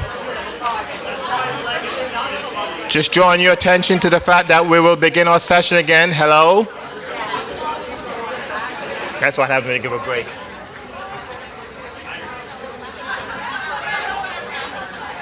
That is true. I mean, I can do the clapping.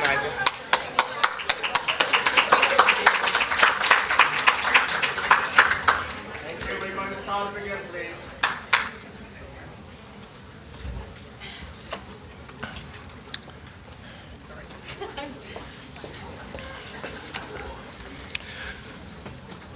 So thank you again for being here.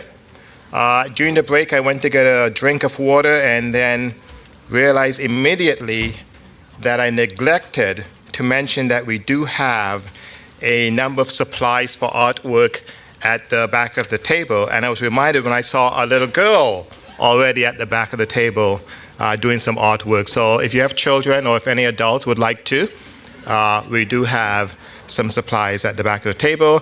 If you can, it's basically about what does the right to read means to me. And we have been collecting the artwork or any notation that is left, and we will find ways to use some of them in our final report. So with that, Emily? Ready? Okay. Hello, my name is Emily Moorhead, and I'm a kindergarten teacher in the Limestone District School Board, and also the mom of a boy who's now in grade 9 who has dyslexia. His name is Aiden. So I'll start, I guess, first by talking about my experiences as a mom with my own little guy at home. He started to seem as though he was having difficulty with reading when even in kindergarten, and I can remember saying to the school, "It seems like this is hard for him. It seems like he's not really getting this. We'll read these little books and he'll get to a word that he's read 9 times already and still not know what it is, even when it's the word look and it looks right at him." And they said, "Oh, no, he's a boy, he's fine, he'll get it, he's just a little young." And as a kindergarten teacher, I said, I don't accept that. I don't accept that for my own students, and I certainly don't accept it for my son at home. And so we sort of carried on for a while, and in grade 1, he did not learn how to read, and we would both cry every time it was homework time. We'd be sitting and sobbing, sometimes yelling, sometimes storming. We got this plan that every time he got so frustrated that he wanted to cry or scream, he got to run around our house, out the front door, around the backyard, climb over the fence, along the sidewalk, and then come on back and sit down and try again. And it gave him a little break and a little time, but he was running way more than he was reading, a lot more. And so still the same thing, this is not right. But I didn't know what to do. I mean, I would have thought, and my husband, not a teacher, would say, "Well, you're the teacher, do something, teach him." And I was like, I don't know. I don't know what to do. I don't know what the answer is, because all the things that I would do at school, I'm doing and he knows, and that's not making any difference for him. So I don't know. And so finally we found a private clinic that did some assessment first, and then every day, 5 days a week, intensive one-on-one tutoring outside of his school day. So he would go to school in the morning, my parents would pick him up every single day at 11, take him to the reading clinic. He would do an hour of one-on-one tutoring and then turn around and come back. He missed math all 50 sessions every single day. So he wasn't working on math, but he missed his math time every single day, and then came back to school, and he learned how to read. And I learned how to learn how to read so that I could help other kids too. So at the same time, the summer before he went into grade 2, I did a teaching course, I think 3 afternoons for teachers. And it was really also through the reading clinic and also to sort of train teachers to help little ones learn how to read. And so I got really lucky because we didn't struggle forever, and we didn't we ended up really being able to use that same information in two ways. It helped lots and lots and lots of kids because I took that same information that I had learned from my own kid and applied it in a classroom setting, and it was miraculous. The changes in the kids at school were overwhelming. Right off the hop, they were keen, they were excited. My younger daughter was 2 at the time, and she too was learning all these little phonic patterns because she was hearing us work on them at home. And my son, from the very first day at the reading clinic, had this change in the way he felt about reading. So it was still hard. It's still hard.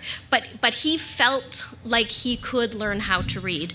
And he sort of took that on. And now at 14, he's still reading at grade level.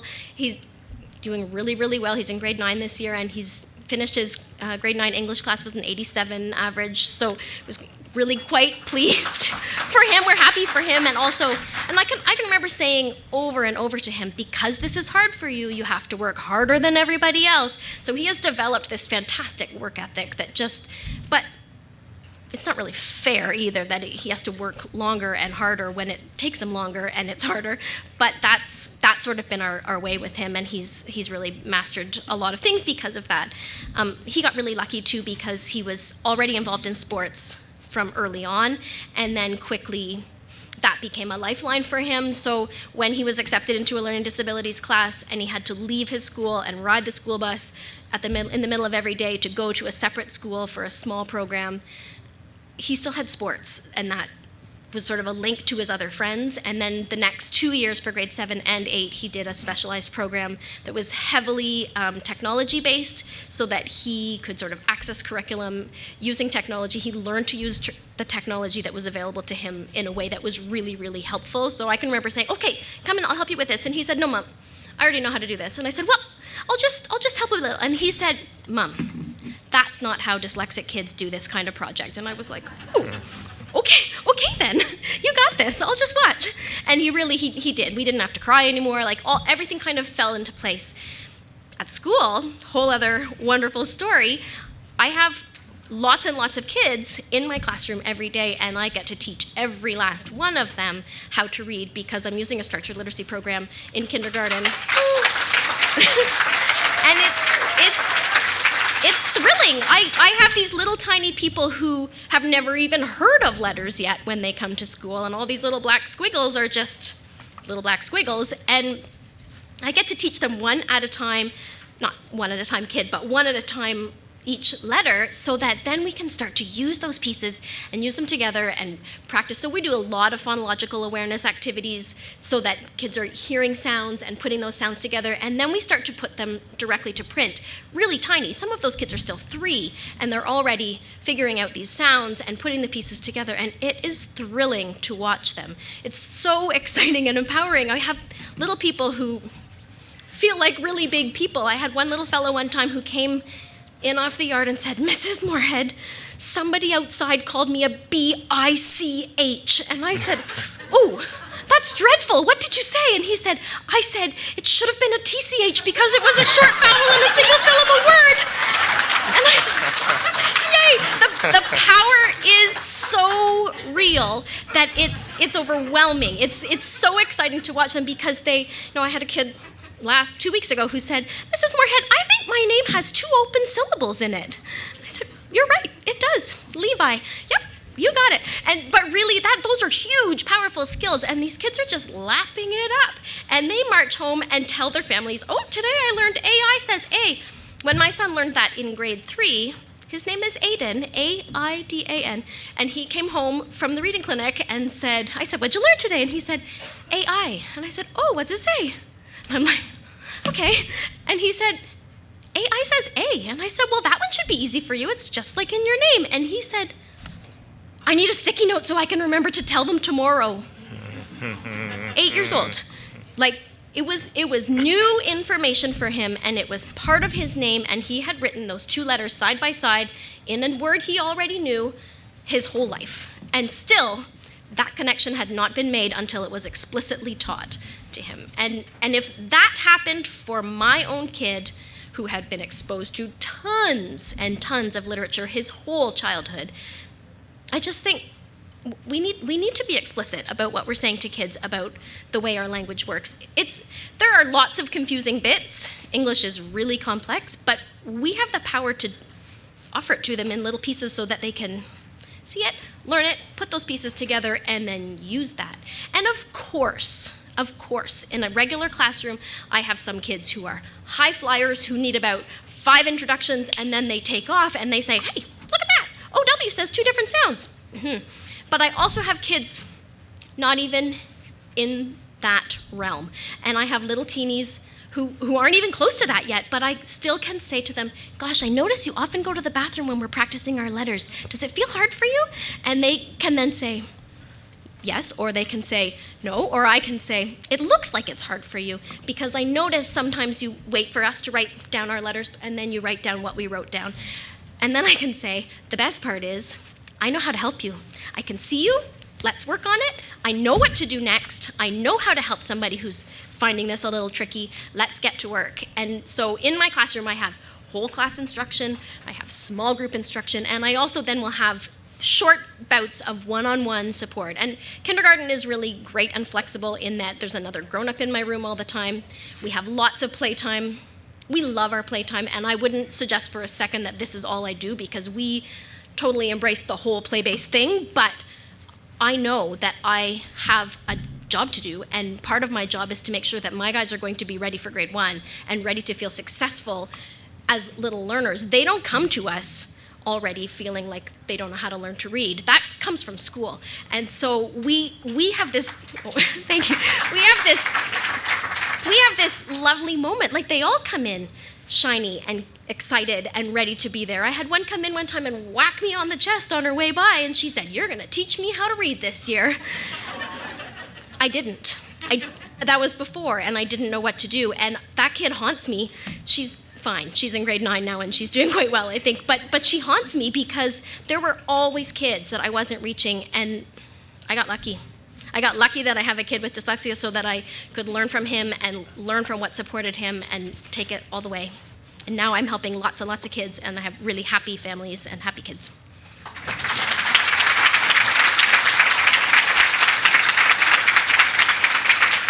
And they love it. They love it. So, can I ask you, reflecting on Teachers College and what you learned about reading? Yeah. What was different about what you've now incorporated, and what needs to change in teacher education for our teachers to be able to do what you're doing in your classroom? Right. So the kicker was, I think, that in Teachers College it was really about planning your day, and we were really, really heavy into balanced literacy then, and it was all about how to do a running record. We did tons and tons of practicing running records with each other, but the fact is, when you're doing a running record with someone who's training to be a teacher, they know how to read. So they aren't making mistakes, and we're not using that in a diagnostic way to try to figure out why this child is falling apart. Sorry, what's a running record? Yeah. A running record is when you would take a leveled text, and the teacher would sit next to the child and put a check mark above every word they read correctly, the whole text. So 2 things. Number 1, if it's hard for you and half the time you're spending trying to look at what the teacher's writing down or look at how many not checks you're getting on there, not very fun. Also, those leveled readers that start as patterned books that we can memorize, or we only have to read a teeny bit and the picture matches it so clearly, like it is a banana and there's only a banana in that picture. You can't fail. The problem is you keep not failing until there's no picture, and then you really big time fail because you have no more support. And so kids are trucking along looking like they're doing really well and then tanking out because what they were good at was guessing the text, telling about a picture, memorizing. Sometimes, your mom or dad or teacher would read you the first couple of pages and you'd figure out the pattern, and then it would be, look at the banana, look at the grapes, look at the apple, look at the... You could go on forever. Not reading. So Teachers College was for me more that. It was more sort of learning how to put all these pieces. Make sure you're doing writing every day. Make sure you're reading aloud. Make sure you're doing a big book. But it was not very concrete in terms of what to do to teach someone else how to read. And in general, those teachers know how to read, and for quite a few of us, we don't have any knowledge or memory of struggling with that process. Some people do, but a lot of us learn to read pretty easily and then cruise on through. And so then when you get this little person sitting beside you who peers up at your face and waits for the words to appear, we need to know exactly what the mechanics are of reading so that we can share those mechanics with somebody else. So now I teach one phonic piece at a time, and then as soon as we've got 4 or 5 pieces, I'll start to say, let's put this one and this one side by side and say this sound first and then this sound, and we'll make them sound like a word. So the kids might, we might have the letter I, like a short I sound, and an M, and we might read im. So what would you say to the parents who say, well, my kid doesn't need that. My kid can read. It's my favorite question. Every kid is benefiting. My kids are fantastic spellers because they love it. So I mean, there are lots of kids who take home a little phonic pack from school every day, and kids who are already reading. Like I have 2 who are reading well into grade 3 and 4 stuff, like chapter books, and they're flying around, and I'd like to read Harry Potter, but there's a few words that are hard. Like they're those guys, and they're still. When do I get one of those packs to take home? I'm thinking there is nothing in there that you don't already know, but they love it and they want it, and every single one of them is benefiting from the spelling part. And early on, there aren't strugglers really and non-strugglers. They're all learning, and so it just I think narrows that gap of the ones who really don't get it and the ones who really do. It's relatively small in kindergarten, and then it grows really quickly. So those ones who are really, really going already don't necessarily have one-on-one time with me every day, but the ones who really need more practice from someone who knows get that extra little bit of time with me every day to make sure that it's coming along. And I know then that those kids have had at least 3 practices a day with me, and if they happen to go home and practice a bit more, all the better. Okay, I have a lot, but let's try it. I might ask 2 in one. I think the question that I have on my mind is, how hard is it to go from not knowing what to do to becoming a teacher who can do structured literacy? Is it a complicated thing?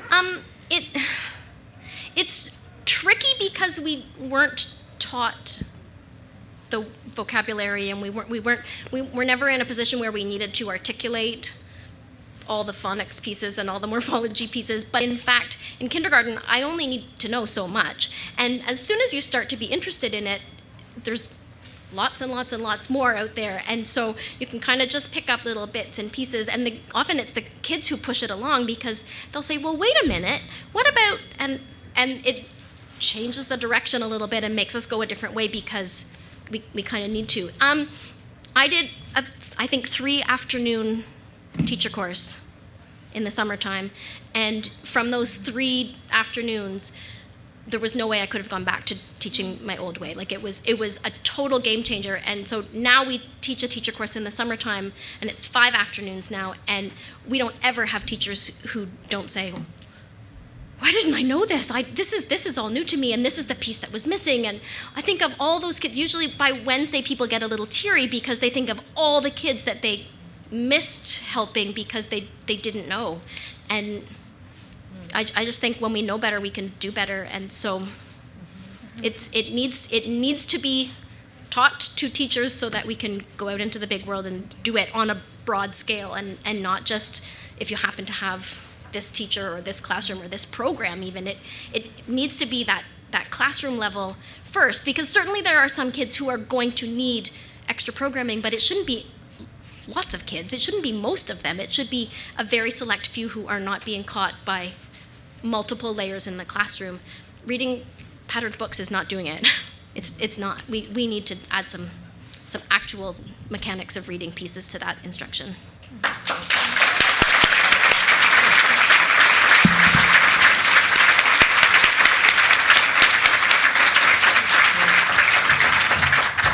Thank you.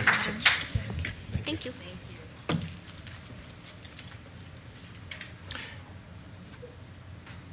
Our next speaker is Lane Gribben.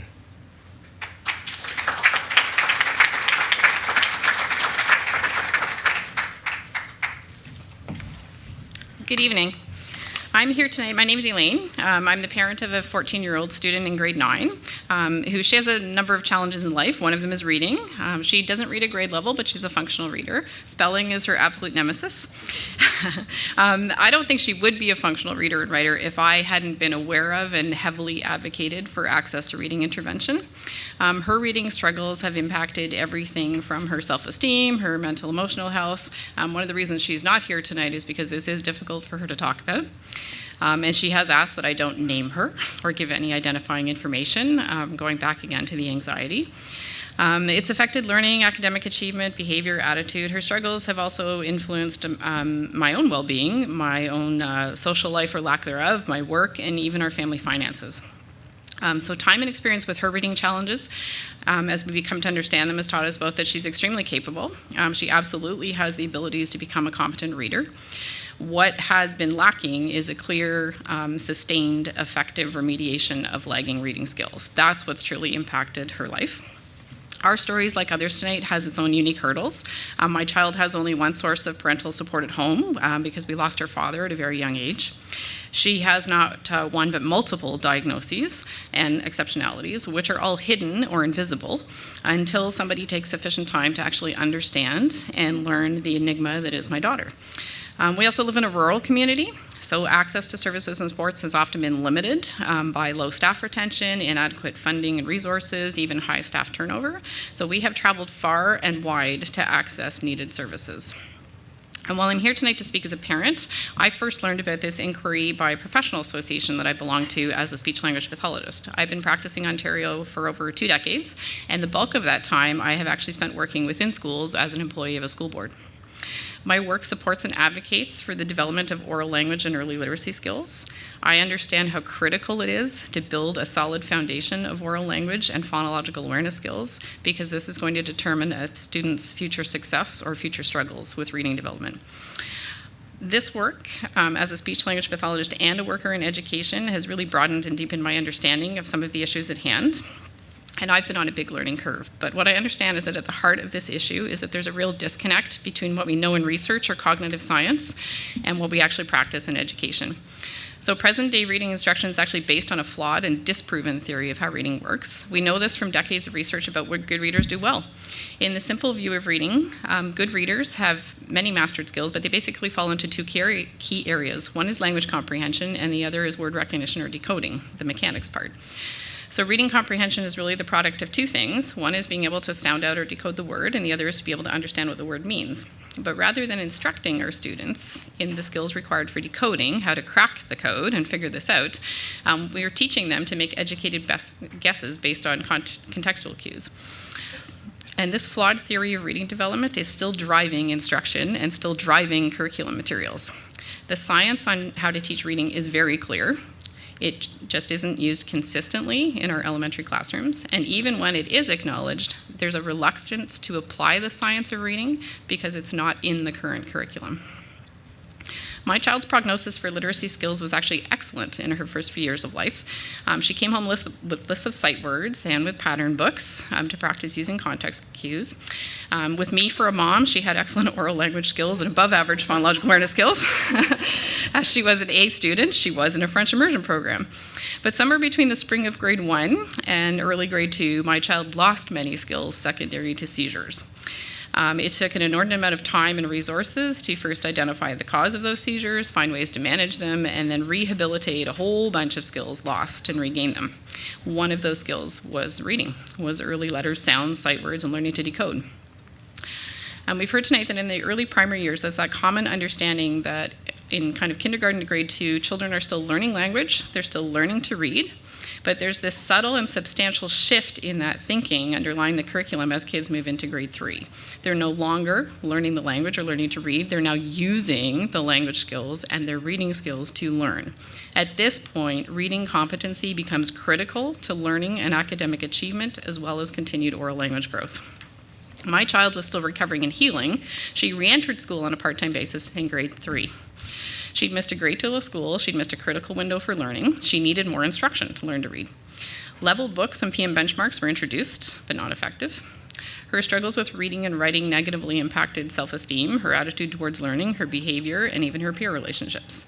At home, we were both tackling mental and emotional challenges as each day seemed like a huge mountain to climb. She suffered countless hours at school in subjects, each with their own elements of reading and writing, constant reminders of what she couldn't do well. Yet, we started working on that growth mindset prior to school reentry. I knew then that simply the belief that she could do this was key to her willingness to keep learning. And as she had not yet learned to read, there was a lot at stake.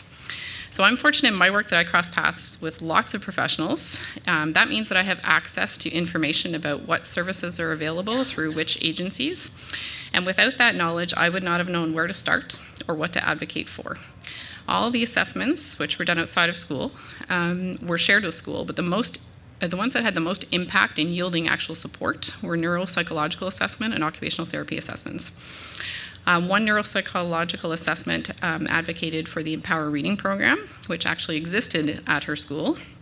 In the fall of her grade 5 year, she began that program. It wasn't finished that year because of constraints, both on time and resources, but it did have a huge impact on her reading ability. It was the first intervention to remediate lagging reading skills that was offered. I'd like to believe it's not going to be the last. As an SLP working in a school board, I'm familiar with things like IPRCs and individual education plans. I understand the difference between accommodations and modifications.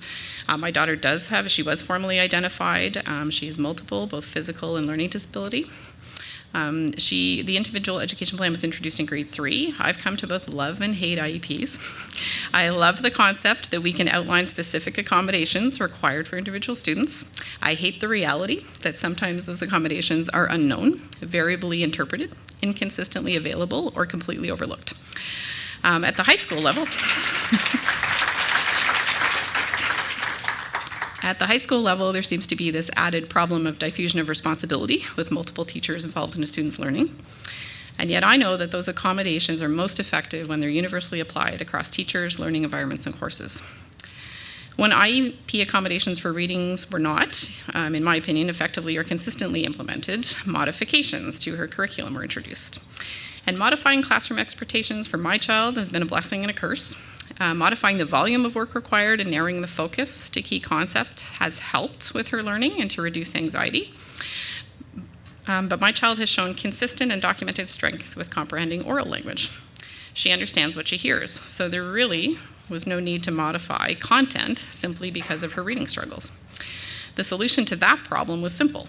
We just needed to accommodate by providing an easy-to-use tool so she could access grade-level text in subjects. These tools do exist. They are readily available. One example would be a pen-like device that scans text and reads it aloud. Another example would be accessing text via audio or video, as on YouTube. Unfortunately, the assistive technology and software that was recommended and provided was not easy to use, nor was my child taught to use this technology to the point of mastery or independence, both of which would be required.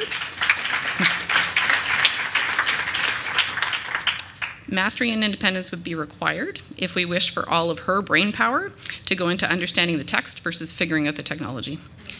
The main barriers to learning to use that technology effectively seem to be a lack of designated time and human resources. So if accommodations involve assistive technology, then students must receive training and support to understand how the tools will help their learning and how they can use them efficiently and effectively.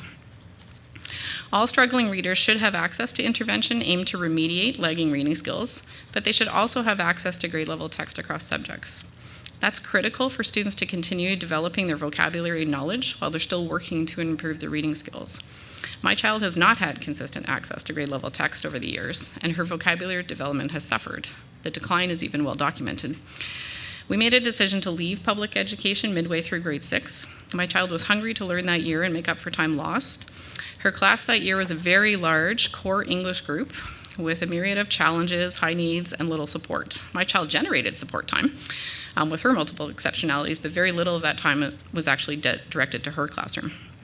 After many unproductive school meetings and discussions, we were fortunate to find a tiny private school not far from home. The next 2.5 years had a significant impact on our family finances. Factor in tuition and travel, there's no busing to private school, and the cost was well over $30,000. I still consider it money well spent. The class sizes were small. The teachers had both time and resources to support her learning across all subject areas. She had access to remediation for lagging reading skills. She was well accommodated in the classroom. And the accommodations were universal and available to all students. They used Google Classroom and Chromebooks. This removed any stigma and provided great peer models and coaches for her. She was even able to access grade level text by following along with the class novel while listening to chapters read aloud on YouTube. These were golden years for her, where remediation plus well-implemented accommodations plus access to grade level text finally came together with extremely productive results. My child's most frequent and consistent complaint across the school years has been, I just don't want to be different. She is different. She has more challenges and hurdles than most to overcome. We've talked about this statement and the feeling really underlying it. I don't want to be treated differently. I do believe there's much that could have been done, can still be done, to bring strategies and resources that are universally designed for learning into every class. Necessary for some, good for all. If we are to effectively help struggling readers, then we need to move away from personalizing student differences and learning plans and move towards accessible classrooms. Classrooms where all tools are available to all students at all times. We need to consider how inclusive our technology really is. In my experience, if it isn't mainstream technology, it will often be stigmatized, ignored, and rendered useless. The difference, as I see it, is largely in how the technology is introduced and accessed. All students in her grade 7 and 8 classes had access to Chromebooks and used them throughout the day. And all students read the same novel, though how they accessed the text varied. My daughter's vocabulary soared in these grades because of that access to richer, grade-level vocabulary and text. High school is presenting new challenges for us, but the goal is still the same. Reading is a life skill, cannot be ignored. Instruction and practice must happen, whether that's at school or home. I'm acutely aware of the need for more consistent guidelines and services to support our struggling readers in order that they can keep accessing the same information and the same curriculum as their typically developing peers. We've been very fortunate to have some very well-educated and highly motivated teachers supporting her learning both in the public and private education sectors. But there hasn't been a clear pathway for how we remediate weak reading skills beyond the early primary years. I don't blame teachers. You cannot change what you're not aware of. The first step to change is awareness, and once we know better, we do better. I believe that one of the biggest barriers to change has been a lack of awareness of a need to change from leadership, our policy and guideline creators provincially and in school districts. The institutions that train and graduate new teachers need to understand the science of reading. The Ministry of Education that creates curriculum and drives best teaching practices needs to understand the science of reading.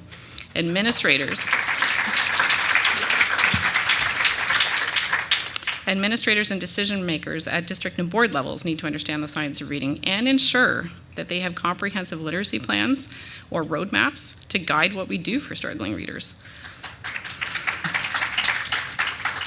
These plans would consider early identification, access to interventions at any grade to remediate skills, and implementing effective accommodations.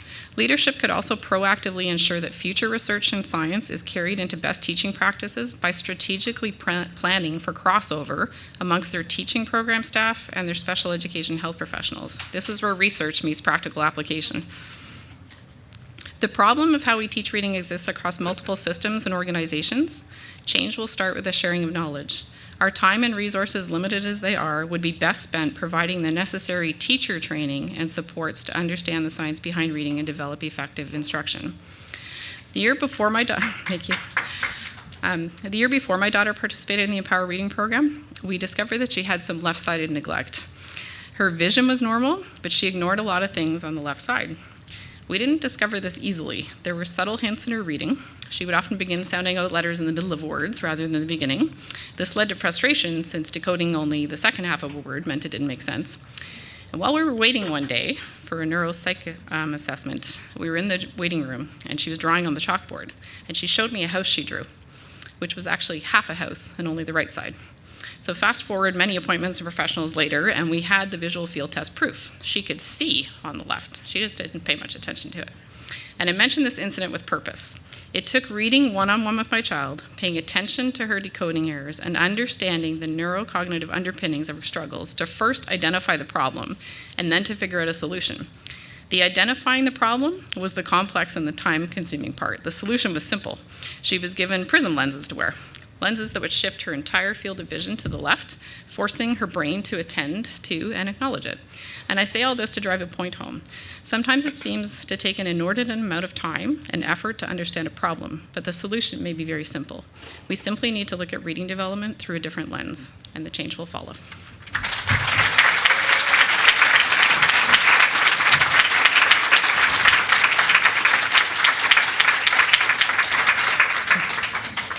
Thank you. You covered so much ground. It was amazing. I wanted to ask you, you touched briefly on being from a rural community, and I wanted to just ask you a bit about whether you feel that there are unique challenges dealing with a reading disability, whether in terms of intervention and support or psychoeducational assessments when you are in a smaller community. Absolutely. I think the biggest difference is that I spend an awful lot of time driving places to access interventions, simply because they don't exist in our tiny towns. And even some of our smaller towns that would be nearby wouldn't necessarily have attracted health professionals that would be there for very long. So we do a lot of driving into Ottawa for appointments and to access assessments and services. Yeah, I want to explore a little bit the point you made about collaboration and multidisciplinary teams. Speech-language pathologists are so knowledgeable.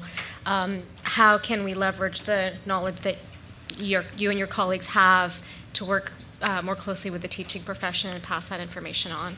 I worked with a speech-language pathologist many years ago in our board who described it, I think, it hit the nail on the head best, that often health professionals working in education feel like guests in the House of Education.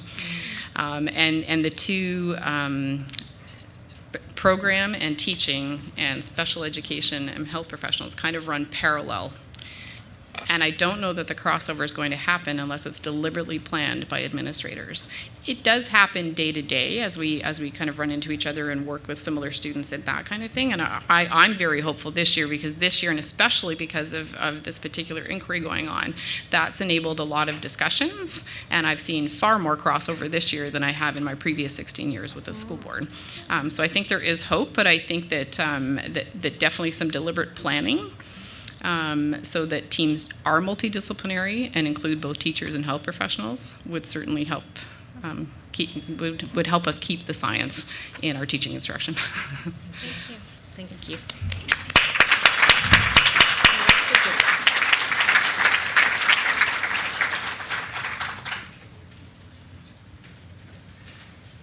So we have 2 speaking spots left in this segment, and then we'll go to the open mic. So I will ask Linda Barbetta and Gordy Walker.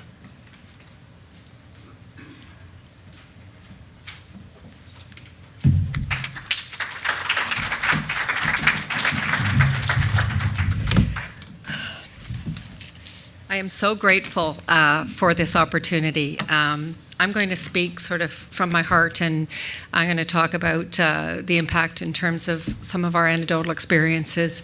And my husband Jordy is going to, he's an educator, and he'll speak to his experiences. Michelle took my line, but I am very proudly that parent. I am. As that parent, you walk into a school and you know that you are being perceived as being difficult or challenging, God forbid, even emotional. I have been all of those things, and I am very proud to have been all of those things. I have 2 children. We're a little out of the game right now. Our children are 20 and 22. My daughter's at university, diagnosed with a learning disability in grade 3. My son is 20. He did not graduate, diagnosed again. I've heard here tonight a number of times from grades 1 to 3 we learn to read. Grade 4 we read to learn. We should not. My personal experience is that I spent grades 1 to 3 fighting to have the education system acknowledge that my children had reading issues. So for 3 years, I am fighting, we are fighting, and we are informed parents, and we are faced with defend, deflect, deny. And that seems to be part of the, I don't think it's an intended strategy, but I think it's where we have found the education system to be. So then you get into grade 4, and we begin to lose our children in grade 4. The education system begins to really, really run away from them, and that was the experience we had. I've done the public school system, I've done the Catholic school system, and I even did a private school. All 3 of them failed our children. Grade 5, my son spent circling the block, dry heaving or vomiting because he was so anxious. These kids go into school every single day with the single goal of self-preservation of their dignity. And that is an environment where you are reminded constantly that what you can't do well, and you may not be a successful person. I pulled out some of the lines that I have seen over the years in libraries. Today a reader, tomorrow a leader. Read to succeed. Learn a ton. Reading is fun. Read and write to become a more wholesome self. If you can't read, you can't write. Reading is fun. Read or die. These are some of the messages and the narrative that our kids are faced with on a daily basis when they go into a school. And you can go into any school and you're going to find these reading posters. And if you're that child who can't read, it's not fun. Maybe I'm not going to be successful. Maybe I'm not going to be wholesome because I'm having difficulty with reading. I'll let my husband take over here because I know 7 minutes goes quick. Thanks, Linda. Today I'm talking to you as a high school principal in Ottawa and also a principal with a learning disability. In our high school system, as we've heard today, our education system is consistently failing these students, particularly with LDs. I don't think success should be random, and it shouldn't be situational on a teacher or a program or a school that you're at where you have an administrator who gets it. Unfortunately, many of our kids are going through the school system and they're randomly making their way through, whether it's successful or not, based on the people that are in front of them. These students have average to above average intelligence, and they're failing. It's ridiculous. They're not MID. So then that's not to cast judgments on MID, but these kids are consistently failing. And look at our graduation rates. We would not get into a plane that has a 15% failure rate, which is our graduation rates. 85% of our kids graduate, and we're very excited about that in education. We shouldn't be excited about 85% graduation rate. We should be excited about 100% graduation rate. Our kids come to us in high school, in particular LD kids. They are decimated, they're disenfranchised, they have low self-esteem, low confidence, and low motivation. The systemic barriers that are in part in their way is the course selections that we give them when they come to school. And typically there's 3 pathways: academic, applied, or essentials. Predominantly kids with learning disabilities end up in essentials by default, not by choice. We tell people in public education you have a choice of 3 pathways. You don't have a choice. If you have a learning disability, you default to the essentials pathway. In that essentials pathway, you are at the behest of teachers who are very keen to help you but have no training in how to teach reading.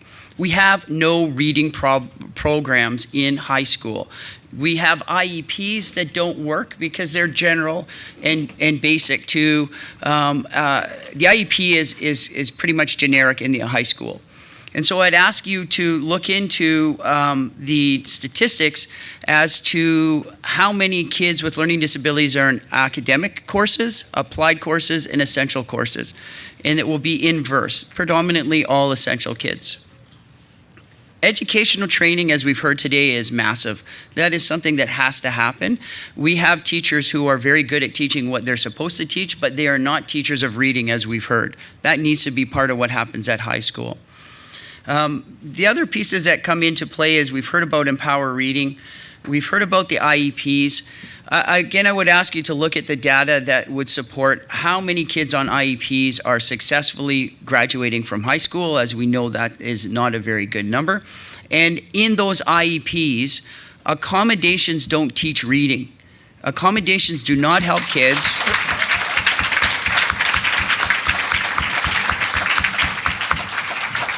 Accommodations and technology and all of the fluff that we throw at parents when you come to high school does not work if you can't read.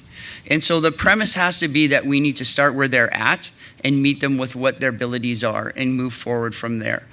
I encourage you and I applaud you to continue advocating against people like me and working the system, because sadly, we also know that disproportionately our racialized Black students, our Indigenous students, our ELL students, and our spec ed students consistently do not meet the mark for years and decades.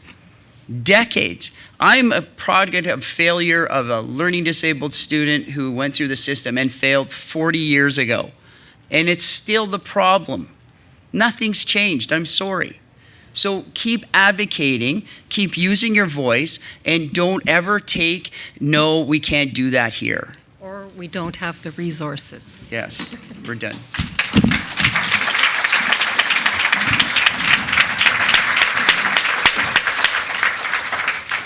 So Gordon, I wanted to pick up on one thing you said about Black, Indigenous kids, marginalized kids. And I think what we've noticed in doing these hearings is we aren't hearing from those families. And yet we know that there are struggles and that, you know, they aren't immune from dyslexia. Can you tell us why you think we may not be seeing those families at our hearings?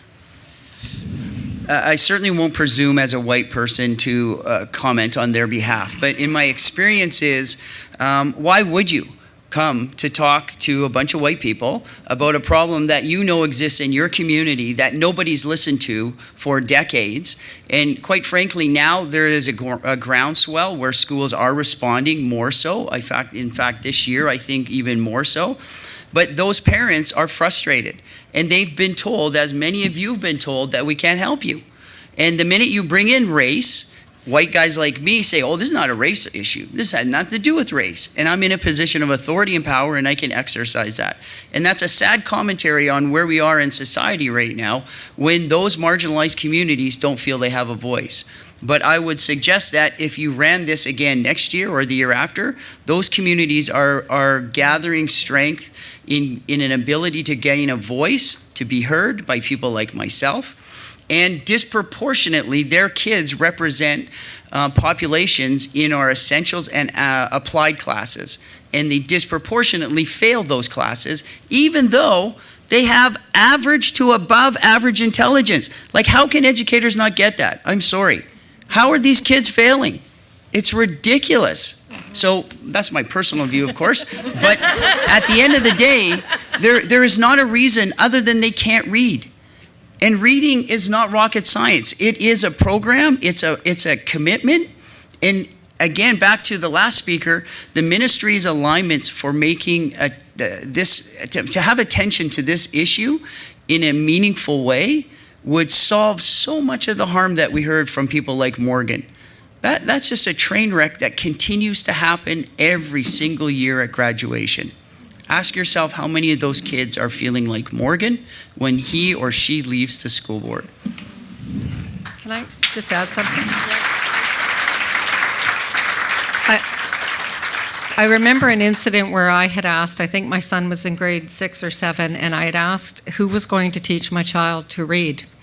And I nearly fell off my chair when I heard the response, and I was told we don't teach children to read in grades 6 or 7. Or 9 to 12. And I couldn't believe my ears, but they don't.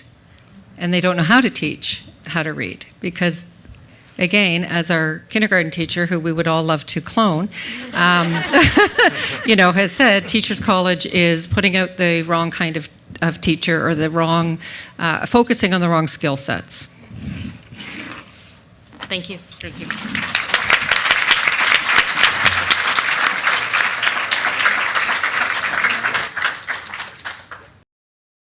7, my grades were typically B's or C's, but always weaker in subjects that had lots of reading and writing.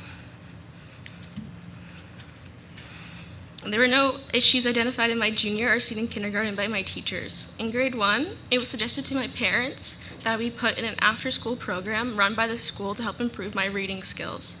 While this did help improve my reading, I still wasn't at my full potential. I continued tutoring from grades 3 to 5, 2 to 3 times a week for my reading, writing, and math.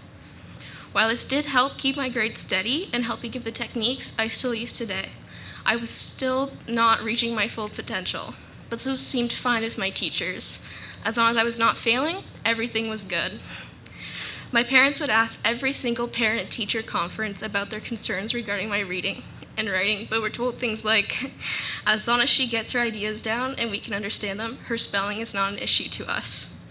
I haven't noticed anything. She seems fine, or try to read more at home. Which didn't help since it was always a struggle to get me to read since I never enjoyed it and, according to my parents, extremely stubborn. In grades 2, my teacher was surprised when my mom told her she was concerned about my reading and writing.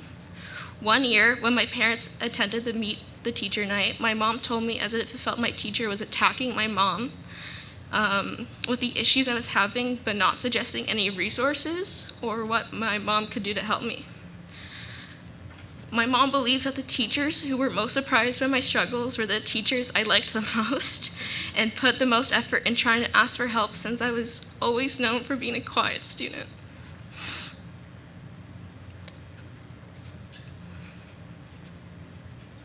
It always came back to the teachers in school offering no suggestions or support. When my mom had asked about a psycho-assessment being done through my school board, she was told it would take a while for me to test it since my learning struggles were not as severe as compared to other students.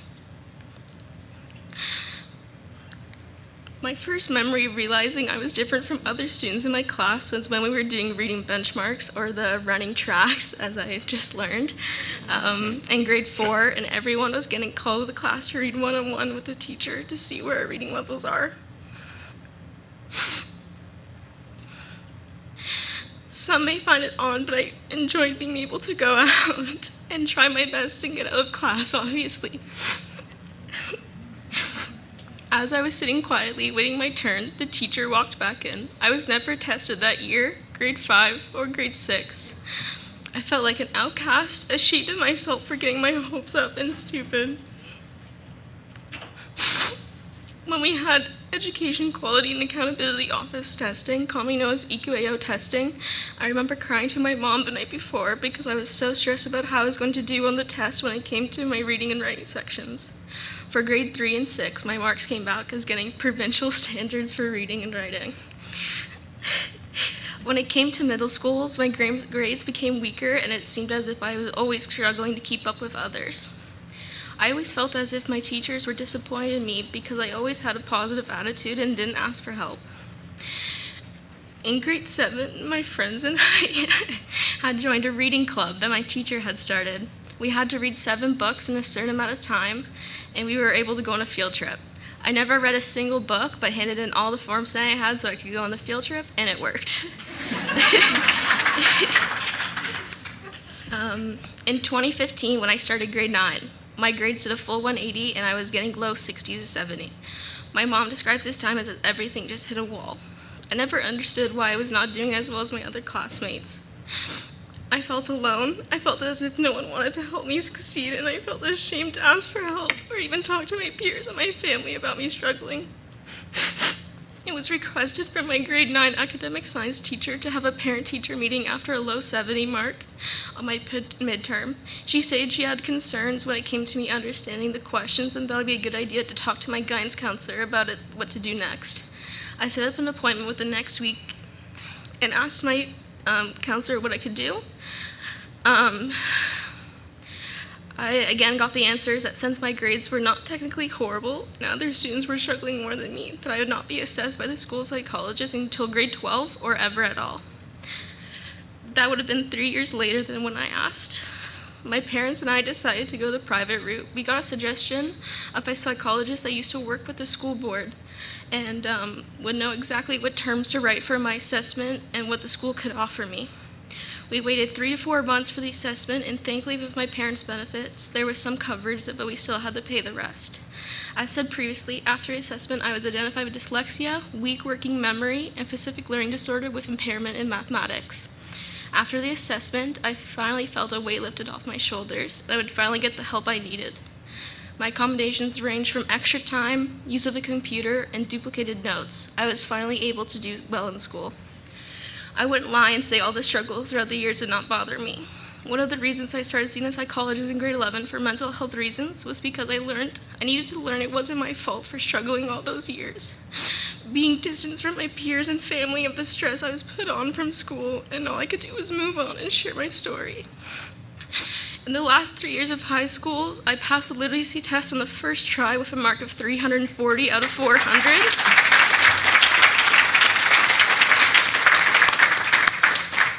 I made honor roll society in grade 11 and grade 12.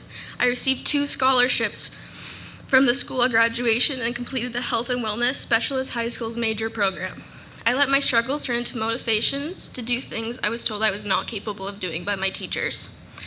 I would like to end my presentation with a story from when I was a grade 11 co-op student at an elementary school. I was assigned to help a student who was struggling with her reading every day for 10 to 15 minutes during class with an iPad. Halfway through one of our readings, the student turned to me, upset, and said, "I hate reading. It makes me feel stupid."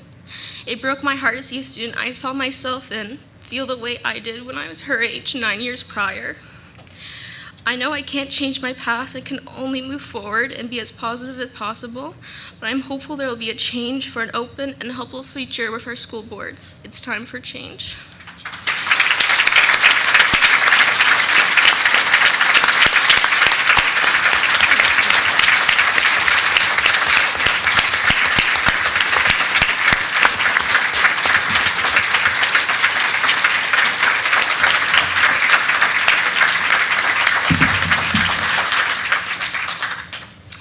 Thank you. Thank you for sharing your story. I'm so impressed that you are on the honor roll and that you're in college. And I wanted to ask you, how did you, after grade 9, when you got the assessment, what shifted? You said you got technology, but it sounds like you also increased your reading ability, and I wanted to know how you did that. I always felt as, especially doing the tutoring early on, I always was able to, I never found reading as difficult. It was more understanding the concepts when it came to it. So I needed more time.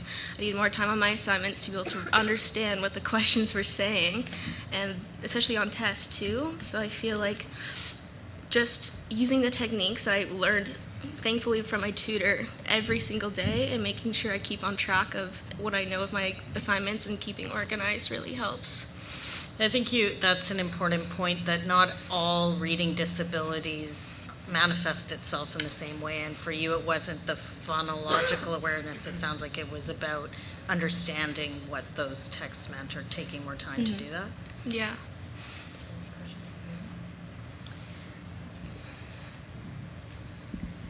I think you've been very inspirational today, so thank you for that. And I think you're hoping to work with kids in your career as well. Do you want to talk a little bit about what you're hoping to do? I am hoping to, after finish my advanced diploma, to go either get my bachelor's of child and youth care or a bachelor in child studies. I want to be able to stand up for those kids who are all like me, be able to help them be positive through all of this stuff that happens, and be able to let them, just be themselves and not have to feel like there's so much pressure on them like I felt. And I would like to work probably with the school boards, hopefully, and be able to help with that change. Thanks. Thank you. Thanks very much.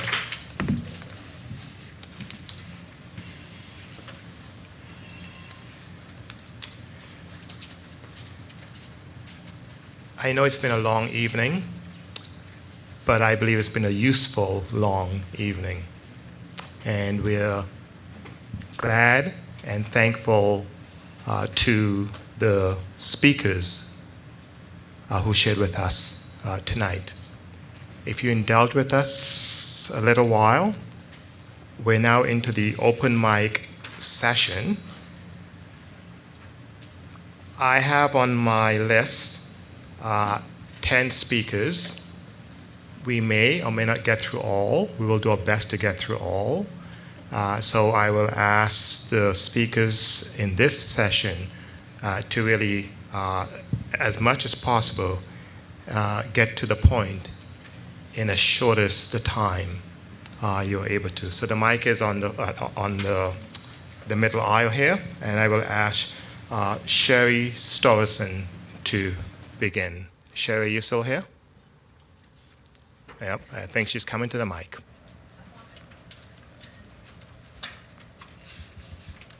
Hi, my name is Sherry Storson. I am the very proud mother of a 14-year-old who is with the Upper Canada District School Board. She has been there since JK. She's currently in grade 8. We were a family who was fortunate to have a psych ed assessment done through the school. Unfortunately, it did not provide an accurate diagnosis of dyslexia, so therefore it did not provide any effective remediation. We were fortunate enough to be able to do private testing at the age of 9. As we left that, my daughter said, "Thank you. I know that was really expensive, but I always knew I was smarter than they said I was." I know we're here to talk about reading, but I'd like to talk about some numbers. My daughter just completed about close to 5 years of Barton tutoring, which is based on the Orton-Gillingham method, which worked out to approximately 475 hours of tutoring. We live in a rural community, so it was about a 60-minute commute. When you do the math on that and you break it down into a 7-hour day, that's an extra 144 days of schooling that she spent to invest that time in tutoring. It's about $9,000 in gas and wear and tear on a vehicle. It's approximately $26,225 out of pocket for her to learn how to read. The total of that is $35,225. There's some things we cannot put a price on, like the sacrifices she's had to make for extracurriculars, school sports, because she can't stay later at school, missed time with her friends, missed time with her family. You can't put a price tag on a mother's heartbreak when at 6 years old she asked Santa to teach her how to read. Santa just isn't that magical. Sorry. The bottom line is that reading should be accessible to everybody. It shouldn't be an elitist privilege. Thank you.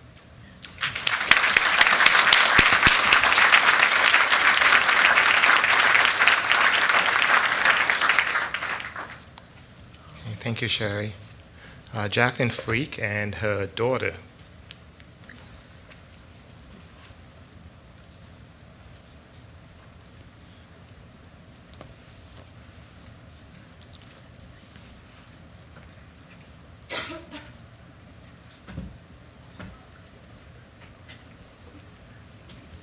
I guess I should start by saying we're actually from the Durham District School Board, not from the Ottawa-Carleton area. My name is Jacqueline. I am the mother of 4 wonderful children. 2 are dyslexic. My journey down this very lonely, dimly lit road began when I started to teach my oldest daughter to read. Being my first, I just thought all these struggles were normal, which is validated by her teachers. So fast forward to grade 2. We'd spent those 3 years following all the direction that was given to us by the education system. We practiced nightly sight words, looked at the pictures, 3Q systems, the leveled readers. She was reading at the lowest acceptable level to meet grade 2 expectations. No one was concerned except for me. There were so many things she still struggled with. She couldn't send out a 5 or 6 letter word. Her spelling was terrible. She hated to read and write it and always ended in tears. Olivia was not far enough behind to qualify for an evaluation. They said we had to wait until she failed. So we spent thousands of dollars on private testing. Her phonemic awareness was in the lowest 2 percentile. Even with these results, there was only accommodations like extra time, quiet rooms. There was no intervention plan. $3,000 later and no intervention. After dedicating hours to researching the science behind learning to read, I was fortunate to connect with an amazing woman who was well-versed in the Orton-Gillingham program. Now, 3 years later, with consistent weekly OG intervention, Olivia is a confident young woman who's excelling in school. Her Genius Hour assignments was selected to be presented in front of the school. She recently won a class science project on analyzing the 4 aspects of flight. She has changed from a girl who used to cower at the thought of reading and writing to a young girl who is thriving and achieving consistent high marks in all subject areas. My 3rd child, Benjamin, is 7. He is also dyslexic. And despite knowing what to ask for, there were so many red flags. He still can't rhyme. Anytime I question the school about screening him early or providing intervention, I am met with resistance. And in order to keep a healthy relationship with the school, I have realized I would just continue to implement all the interventions at home. So this once again leaves the burden squarely on the parent and none on the school. We are spending well over $500 a month. Learning to read is the most studied human behavior. We are fighting the very system which is supposed to be designed to support them. We like to applaud ourselves with some of the recent PISA results, but we shamefully ignore what is, I would say, is the most important score, the one that shows that 14% of our children are not reading at a minimum level of literacy to participate fully in society. This number has only almost doubled over the last 10 years. Our children don't have time to wait while we reinvent the wheel. The science is there. This journey has been a lonely one as I learned to advocate for my children and not to just go along watching them fall further behind. It takes courage to break from the system and follow the science, but it is worth it. They all have a right to read.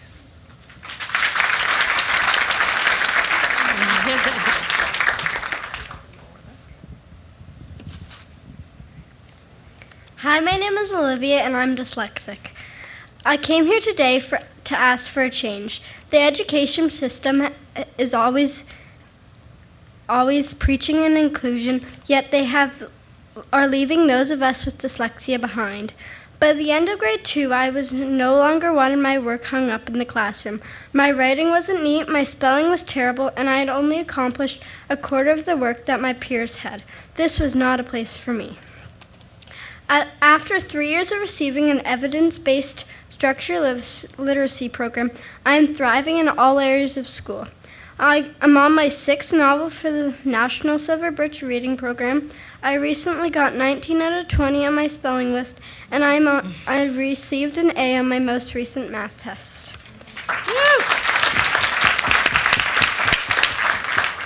Every year I have a new teacher that learns I'm dyslexic.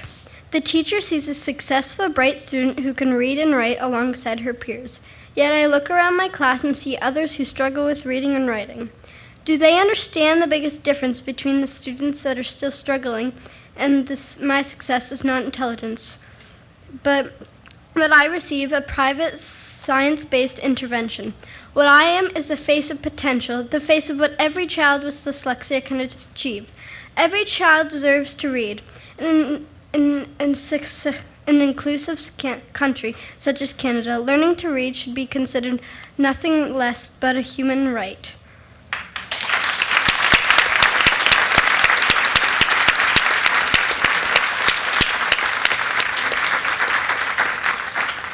Okay, thank you, Jacqueline and Olivia.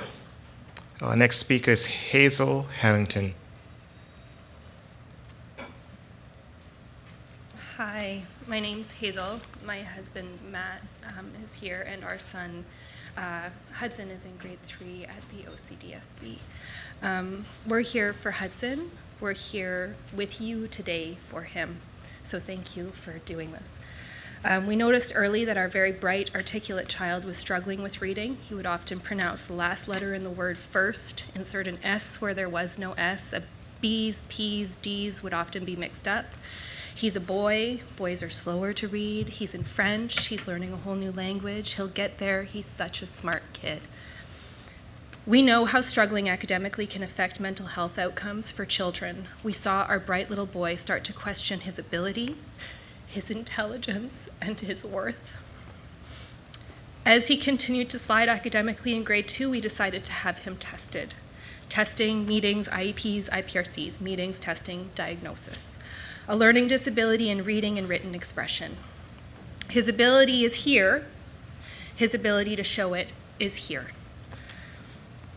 That sounds really frustrating, I said. It is, said the doctor. We have been extremely fortunate to have access to resources. We didn't need to wait for testing, we paid for it. We didn't need to wait for school resources, we found an amazing private tutor. We didn't need to wait, but so many do. I recognize that we have a two-tiered public education system. There are those that need to wait and those who don't. I hope that this is something that you're looking into in your inquiry. Hudson has 2 parents who can navigate the education system. I'm a lawyer, my husband is a teacher, and a special education specialist. Even uniquely equipped to advocate for our child, this has been one of the biggest struggles we have faced as parents. Our first attempt to develop an IEP resulted in no IPRC, no designation as an exceptional learner, and modified curriculum expectations down a full grade level. There was a recognition that this child was struggling, but no recognition that he is an extremely bright child. The solution offered by the school was to lower our expectations for Hudson. We refused. Our psychoeducational assessment, that we didn't need to wait for, demonstrated Hudson's ability when appropriately accommodated. Hudson is a smart child. It is our job not to lower our expectations of him. Our job is to ensure that he has the accommodations he needs so he can access the curriculum to the best of his abilities. I don't want to portray this as a fight with the school. It wasn't. It was a conversation.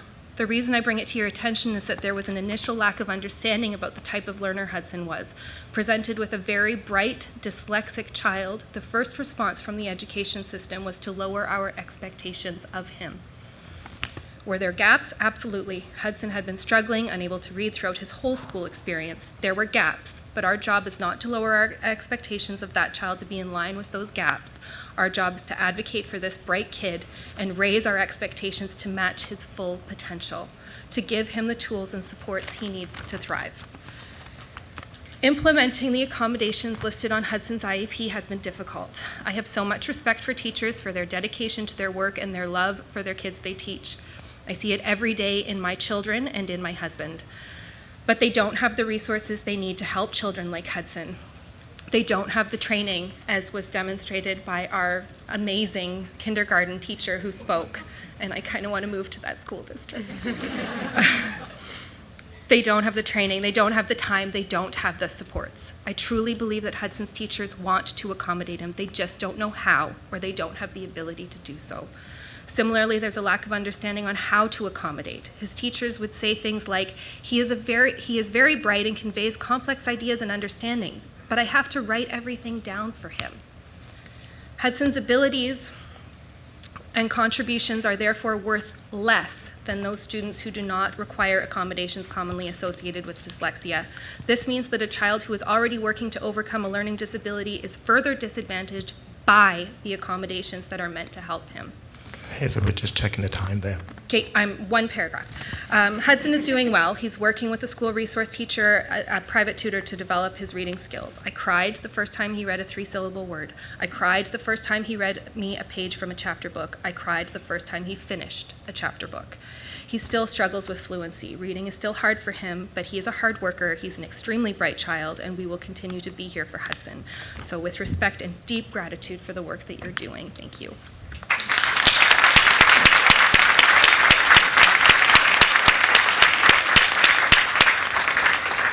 Thank you. Our next speaker is Natalie Gallimore.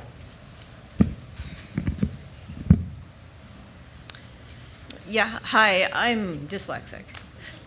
And I'm the 4th generation that's dyslexic, and my kids are 5th generation. Lots of poverty in my family. I was the first to go to university out of all those, and we landed in Canada in 1782. So, what happened to my children was unexpected, to say the least. We had the family history. When they went into school, I said, can you let me know if anything goes wrong with the reading? Because there's a good chance something could. They sort of looked at me, well, don't worry about it. It's French immersion, we'll see. So in grade 1, I was put on alert for my daughter. They said that she had language confusion. I was no longer to read to her at home. I was not to let her see printed English words because I was confusing her. So I followed the school's advice. I didn't read to her. I didn't let her see the printed word. Grade 2, they said, wow, now she's failing in English. We've introduced English, and she's got D's in both reading in English and in D in French. This is not good. Can you think about moving her over to the English system? I said, no, it's not going to happen. They'd already asked my son, because he had been seeing a speech-language pathologist since he was 2.5. And when I enrolled him into the FI program, I was given the look, and I became the mom. I said, no, he's staying. So we paid for the private assessment with a speech-language pathologist because, frankly, the psych ed was too expensive. I took it to the school, and they said, but we don't do IEPs here. We're a French immersion school. You'll have to move to the English program. And I said, well, but she has dyslexia, just like me, just like my relatives. And they said, there's no such thing as dyslexia. So the conversation ended, and we went solo We hired a retired French teacher to provide structured literacy intervention in French. I did the English myself because I had to learn that for myself. And they managed to not only graduate high school, but they, with multiple exceptionalities for my son, finished the French immersion program and passed the DELF exam. So it's possible to go through with dyslexia and successfully finish EFI. So when I heard Decoding Dyslexia was having a meeting in Ottawa, I said, hey, I'm going to go see what's happened in the 15 years since my kids entered grade 2. Nothing. So I've become involved in this parental advocacy group across Ontario. And what we'd like to see from the Right to Read inquiry are 5 things. First, the curriculum has to change. In it is non-scientifically based things, and the teachers' colleges teach the curriculum. They prepare their teachers in Ontario to teach the Ontario curriculum. The language curriculum is wrong. It should be altered. The teacher training needs to change. We know better from the science of reading.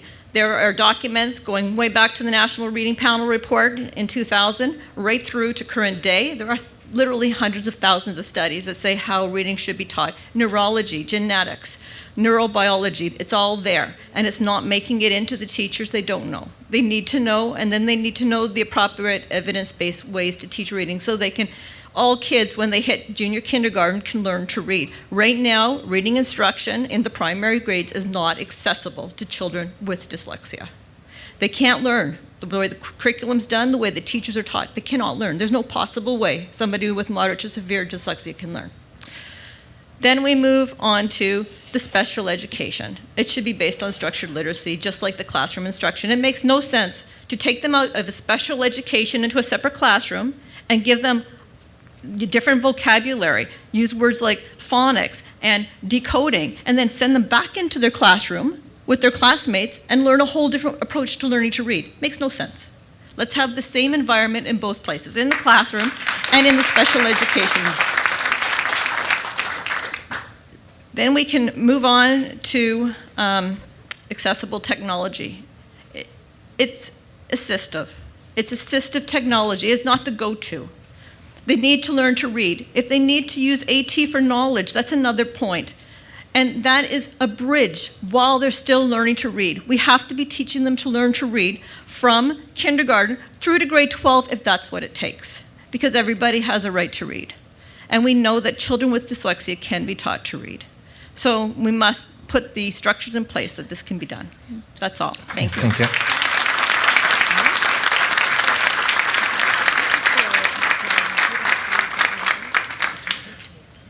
I'm just going to pause here and ask your forgiveness if I interject as you're speaking. I'm just conscious of time, and we have about 6 speakers to go still, and I would like to get them all in a form if possible and still honor the time that we have in this space. Okay, so the next speaker is Jan McLean.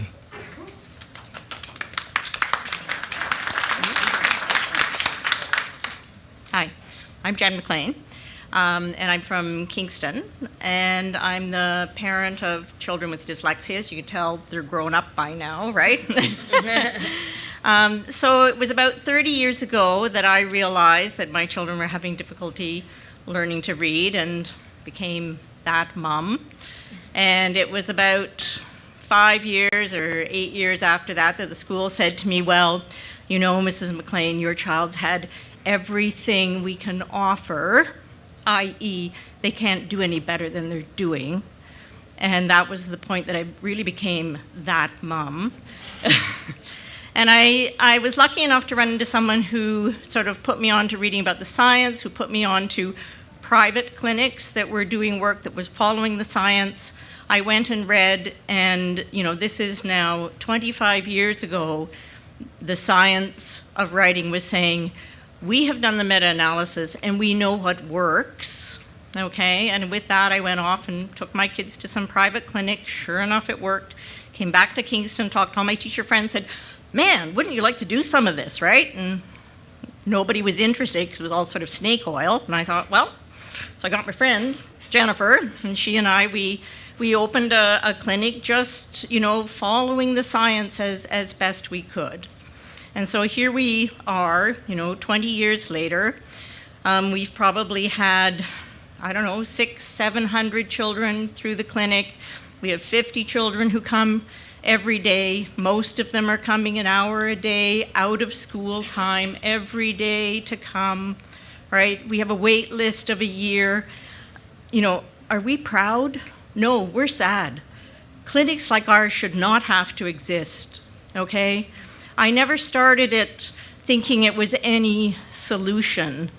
The reason to start it was to give parents some voice, because that's what did happen, is that parents were able to come and say, my child can learn to read.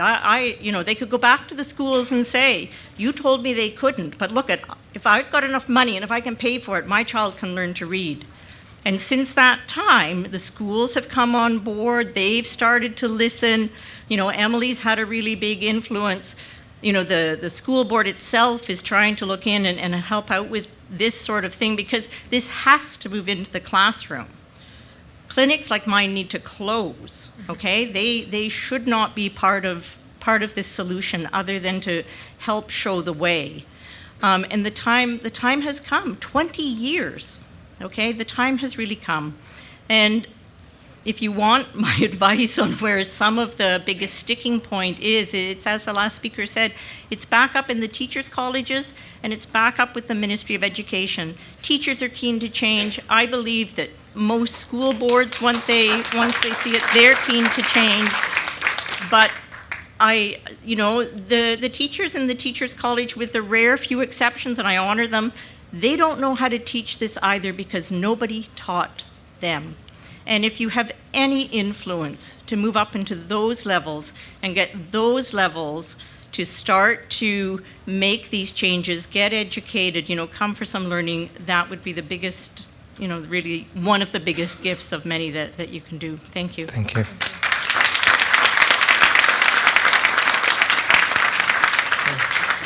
Marion Zabriskie.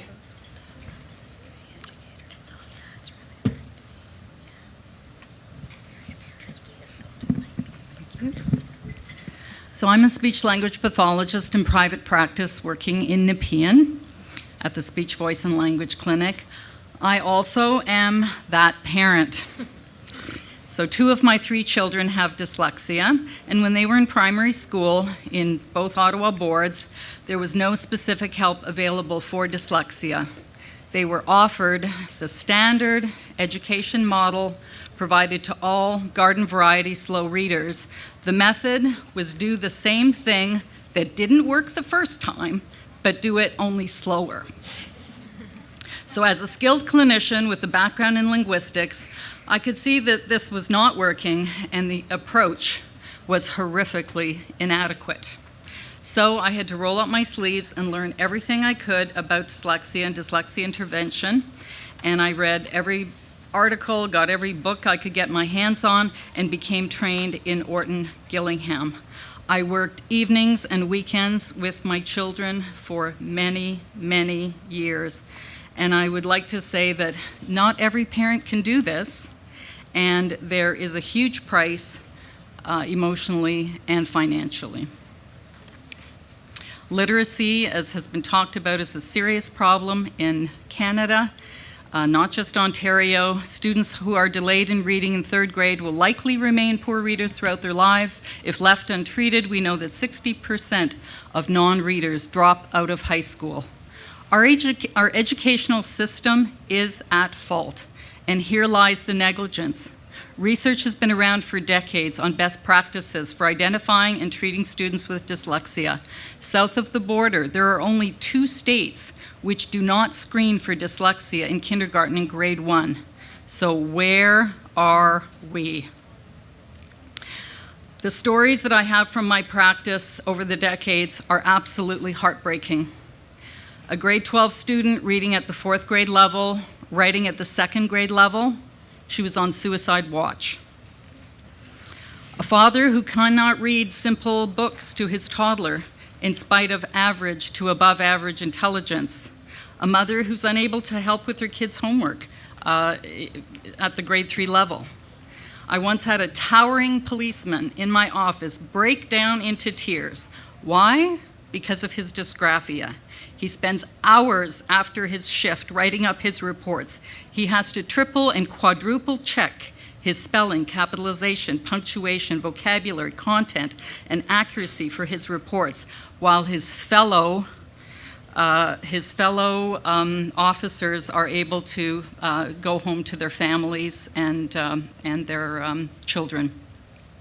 So the shocking truth is that we have known of the imperative and the importance of early intervention, and treatment that is explicit, systematic, structured, and fixes what's broken works. It's not hard, we just have to do it. Every child has the right to proper research-driven instruction. While reading instruction costs money, non-readers and poor readers cost the country more. Let us all work together and be that change, one letter, one word, one page, one book at a time. Thank you. Thank you very much. Catherine O'Shea. I have to applaud you because I think you're the first person who pronounced my family name properly without me having to tell you how to say it. So thank you for that. So I'm a little ill-prepared for this. The last couple of weeks have been extremely difficult with my son, and I've been very preoccupied and didn't have the time to prepare something thoughtful like a lot of the other parents. But my story is very similar. One of the big differences in terms of everyone else that's spoken is the majority seem to be dealing with kids that are older than mine. And I have to say that what I've heard tonight is very scary. My son is currently in grade 3. He's 8 years old. He suffers from severe ADHD, sensory processing disorder.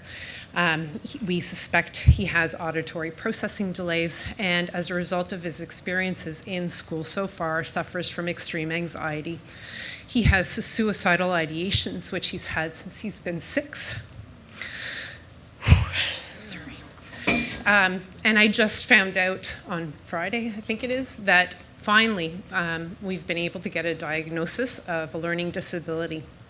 I am one of those parents. I've been one of those parents since before my son entered into JK, because we found out about his ADHD when he was 3. That's how severe it was. So I took all the steps I could think of to proactively prepare my son for a successful integration into school. I met with the principals of the schools that we were thinking of ahead of time, so the year prior to him being admitted to JK, to try and pick the right school, to make sure that I found the right principal that would understand his needs and be able to set him up for success. Provided them with all of the diagnostics that we had received over the years in the hope that they would proactively implement supports for him for day 1. To my dismay, they did not. Which of course I didn't really find out until a week before school was going to start, because I couldn't communicate with anybody until a week before school started. And it's at that time that I found out that I had to go through a multi-tier system before they would even consider implementing any supports, despite the fact that I had diagnostic evidence from various specialists about his needs. And we knew, as his parents, knowing him well, that he would not succeed in a regular school system in our community without additional supports if they didn't make modifications to their approaches. So fast forward, he was in an early French immersion program. Originally, I was hoping to put him in full French because I come from also French background and I knew how important it was for his future success. But after getting the diagnoses of ADHD and so on, I had a conversation with the French school that we had actually moved into the area to attend, and was strongly discouraged from enrolling him there. So we went to the next option, which was an early French immersion school.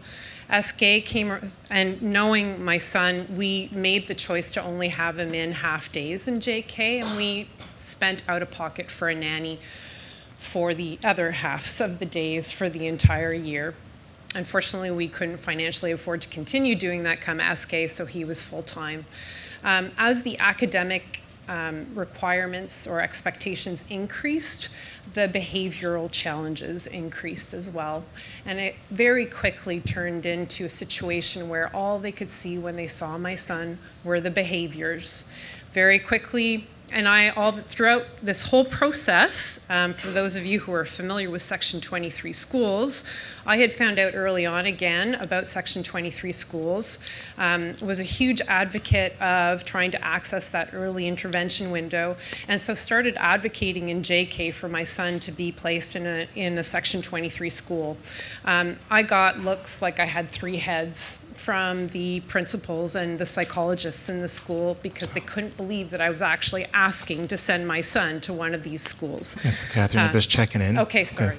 Okay, so I'm going to fast forward. There's a lot of information there, but one of the big things that you were asking for in your little cheat sheet for people who are standing here is the impacts on the family.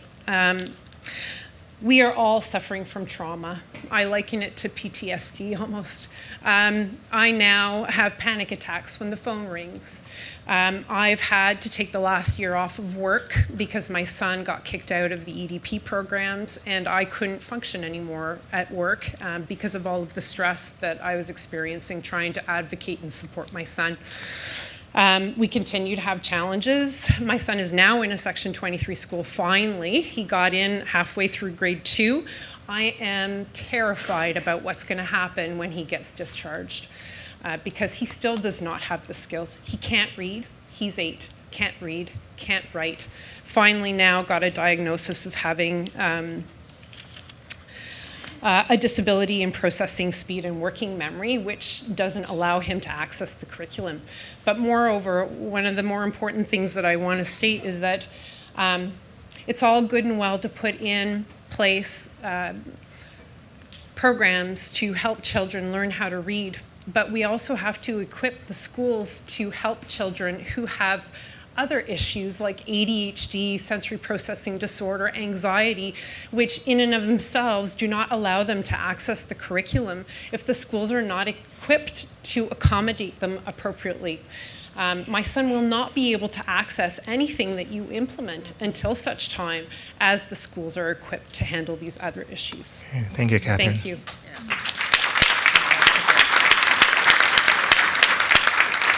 Okay, so our final 3.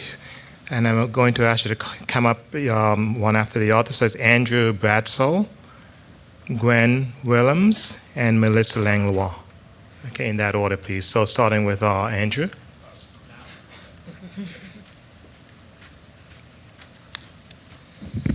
Oh, a little bit taller, last person. Okay. I'm here representing my friend Trevor. Trevor is a 24-year-old who has participated in learning programs and has spent much time with tutors. Trevor still struggles to read at a functional level. As a friend, I have witnessed the effects of this inability to read. Despite having a college degree, Trevor has been stuck in precarious, part-time, minimum wage jobs. He is stuck in a 300-square-foot apartment infested with cockroaches with not enough money to access exterminators. Suffice it to say, Trevor's financial future is much less certain than my own. Trevor composed the following speech using speech-to-text technology with some editing help from myself. His story focuses on the shortcomings of current programs, resources, and teacher training. And I hope he accepts that I went off script there a bit. My friend with dyslexia and ADHD has been told by teachers and psychiatrists that he will never be able to read because he has such a severe dyslexia. To quote Dr. David Kilpatrick, PhD professor of psychology, in a recent email sent to him, he said, "Too many people don't know how to fix more severe reading problems, so they make the faulty assumption that such problems cannot be fixed, which is simply not true. Due to my friend's dyslexia, he has spent most of his school career and post-secondary either trying to learn how to read or trying to overcome the barriers caused by his inability to read.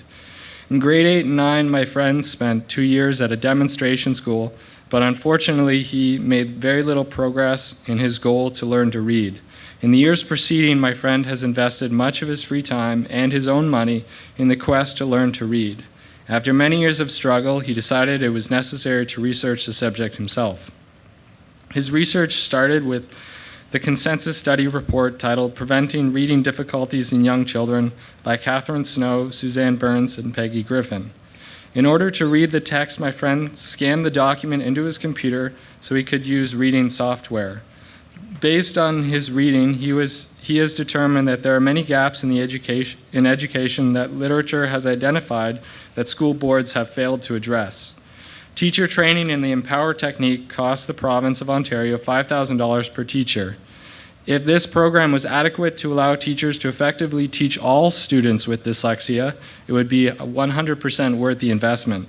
However, Empower falls short.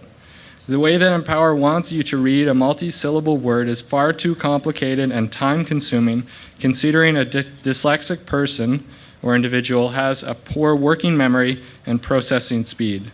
To teach comprehension, Empower uses predicting, active prior knowledge, clarifying, evaluating through questioning, and summarizing. The weaker reader is just getting better at guessing. Also, one thing that Empower has very little of is phonemic awareness. There have been over 50 studies saying how important phonemic awareness is to teaching reading. So it is naive that they haven't included more of it in Empower. According to the book that I previously mentioned, children taught using phonemic awareness scored 30 to 34 standardized points higher for general reading achievement. And you're just checking in, we're running short on time. How much time do I have left? Actually, you're over time right now. Oh, dear God. Okay. I'll skip to the last paragraph. My apologies to Trevor. The current problem we have with teaching dyslexics comes down to two things: finding a program that works for everyone and having fully trained teachers. Using a phonemic awareness program that includes all 8 steps that I included somewhere in the speech, as well as providing a thorough Orton-Gillingham-based program is a great place to start. Orton-Gillingham-based reading programs are good, but teachers need more than just an introductory training course.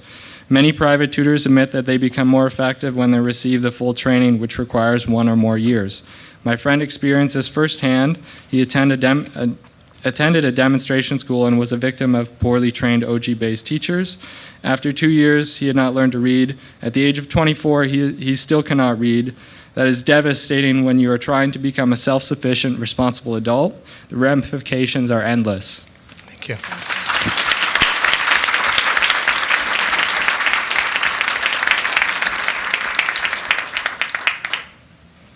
So this is Gwen coming to the mic.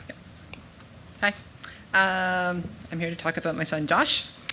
So, like many well-intentioned Ottawa parents, my husband and I enrolled my oldest son Josh in a French immersion program in the Ottawa Carleton District School Board. By the time Christmas time of his senior kindergarten year rolled around, it was obvious things were not going well. He hated school. The teacher complained he couldn't do the work. We sat through several parent-teacher meetings where our son's academic shortcomings in language acquisition were outlined to us. Our son continued to hate school, and we continued to push him to try his best, but try harder, to listen more, and to pay attention more. We all became very frustrated. At some point before the spring report card, the English math teacher called me on a Saturday morning to warn me about the upcoming report card. As the poor academic marks were described, the math teacher told me, "I think something is wrong. He's trying, but it's not his fault. I don't think it's his fault that he can't seem to learn to read. Maybe you should have him tested." We were shocked, but her frank advice pointed us in the right direction. I would like to underline here it was not my son's homeroom teacher, a seasoned teacher who taught him the majority of the day, who reached out to us. It was the math teacher who had brief interactions with him. His regular teacher never considered or suggested that there might be something else amiss outside of Josh's control, and she certainly never recommended we get him tested. She just said he couldn't do it. Fortunately, my husband and I are reasonably employed, and we chose to take the psych ed assessment privately. If we had waited for a publicly funded assessment, I believe we would have waited years. The psych ed assessment revealed significant challenges in reading acquisition compounded by ADHD. It also revealed that he had low self-esteem and was depressed due to his challenges at school. At the time, my son was 7. Armed with our diagnosis, we approached Josh's teacher and the school principal and vice principal. Imagine our surprise when the vice principal eventually coughed out that there is no support for reading challenges in the French stream, and an extremely limited amount of reading support in the English stream. Without this critical support, Josh's IEP served him about as well as flat tires on an Indy race car. Further, the principal and the vice principal casually suggested that we modify, not accommodate, his curriculum to better ensure his chances for success. My husband is an educator and knew that modifying a child's curriculum was a major decision and could significantly impact his academic future. The manner in which it was presented as no big deal was shocking and completely irresponsible. They should be ashamed that they were so willing to discount my son's abilities and future when he was only 7 years old. I am lucky that because of my husband's profession, we knew to question and then ignore their advice. I am concerned others, less informed, would not. We pulled my son out of the French stream and put him into the English stream, where he could receive some support, but not consistently. There was a reading program, but not one especially targeted to kids with dyslexia. This year, the Ottawa Carleton District School Board removed the English stream from his neighborhood school, making it an EFI center. Students in the English stream were then directed to another school further away. For a variety of reasons, we elected to send our son to a different school, partially because it had an alternative program and it had Empower. But wait, there's only one teacher at this new school who is trained in Empower and very limited number of spaces available in the program. It is also targeted at junior grades, and my son is now in grade 4. It became apparent that our severely dyslexic son was not severely dyslexic enough to get a spot in the program. While he's not been placed in the program, his homeroom teacher is the trained teacher in Empower, so he does receive some support. But what about next year, when he's not in that class anymore? When our son was diagnosed, we knew that what the public system could offer in terms of support was woefully insufficient. We engaged a tutor from an organization specializing in reading challenges. To date, we have spent thousands of dollars in getting him support, and we will likely spend thousands more. What about those who can't?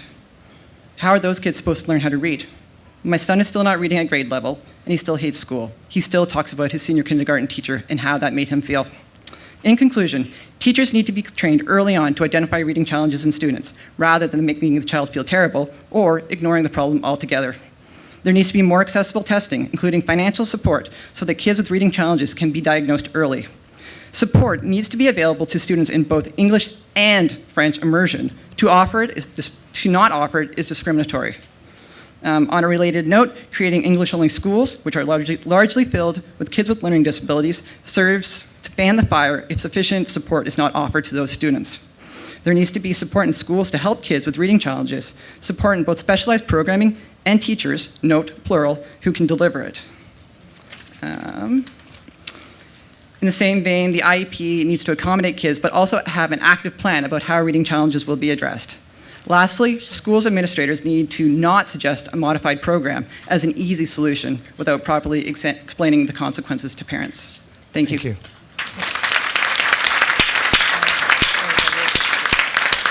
And Melissa. Yeah, Melissa Langlois. Good evening. My name is Melissa Langlois. Thank you. I'm here wearing several hats. I'm a mom and I'm a teacher. I'm also a francophone. My son last fall, not this past fall, 2 falls ago, started hitting himself. That was extremely hard as a mom to see that. We finally realized that we had to search for answers. We started with our speech therapist who thought he was dyslexic. We had to put our name on various wait lists because there's wait lists everywhere. We finally got the one that we wanted, and it took 8 months to finally get a diagnosis. He's dyslexic. We got a nice IEP out of it. We've got accessibility to different computers and software, but there are no programs in the French system. They don't even exist privately. OG, Barton, non-existent. So even if I wanted to pay for it, it doesn't exist. Empower, I have it at my own school. I'd love to have my son in it. But why should I be penalized to take my child out of French school? He should have the right to have access to a good phonemic program, which he doesn't have. So what are we doing? We're paying and paying. We pay $130 a week for a speech therapist in French. There's no Barton in French, so we've put him in Barton in English, hoping that the skills will be transferred. That's another $100 a week. So I'm sure you can do the math that it's quite expensive. I feel penalized as a francophone, not having this access to good programming. I've had to tell my son this evening that it's important to learn to read and that mommy wants the best for him. And statistics show that if a child can read, they will succeed in the long run. So I found out about this great clinic in Kingston. And I'm going to be driving for 5 weeks every day, hopefully, if they accept me, to Kingston every day for 5 weeks so that my child can access a good service. As a French immersion teacher, in the start of my career, I'll be quite honest, French immersion was an elitist program. It was the cream of the crop. If a kid couldn't make it, you were encouraged to tell the parents that they can't make it and therefore they should move it to the English stream. I'm lucky now. We don't encourage that anymore. But the problem is we don't have the resources to help these kids. This year is the first year that I have 2 kids I don't know how to help. I haven't been trained. I'm a little ashamed about that, but my teacher's college never showed me how to teach kids to read. I mean, I teach kids phonics, but some kids need more help, and I don't have the programming. So not only am I registering my child in this awesome program in Kingston, they also offer a teacher's course, which I believe the young lady right there mentioned. So I'm taking it upon myself to train myself to help my kids so that my kids don't have to leave the French immersion program and will have proper training. But it also means I'm going to have to learn the proper techniques in English and then transfer it over to the French. I want my students to succeed. I want my own child to succeed. And therefore, I'm here to let you know that there's a lack of programming. There is some programming for the English, but as many of you mentioned, not everyone gets access to the Empower or even the LLI. It depends on what resources are available at the school level, and it depends on the severity of the disability. So my wish is for more programming for both the English, but let's not forget the French community either. Thank you very much.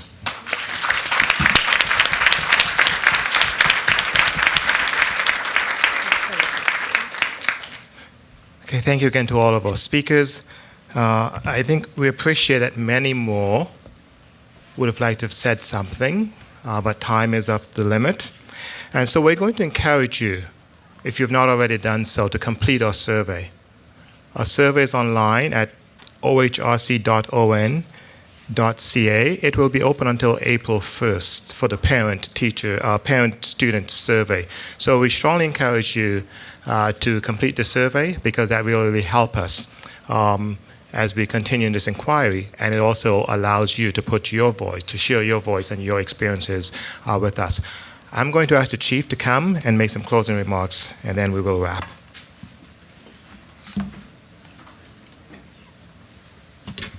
Thank you. I know it's late and it's a school night, so I appreciate you sticking around. I want to thank everyone who spoke tonight for your presentations, for sharing your experiences, your stories, and some of your really deeply personal issues with your family and your histories, so I really appreciate that.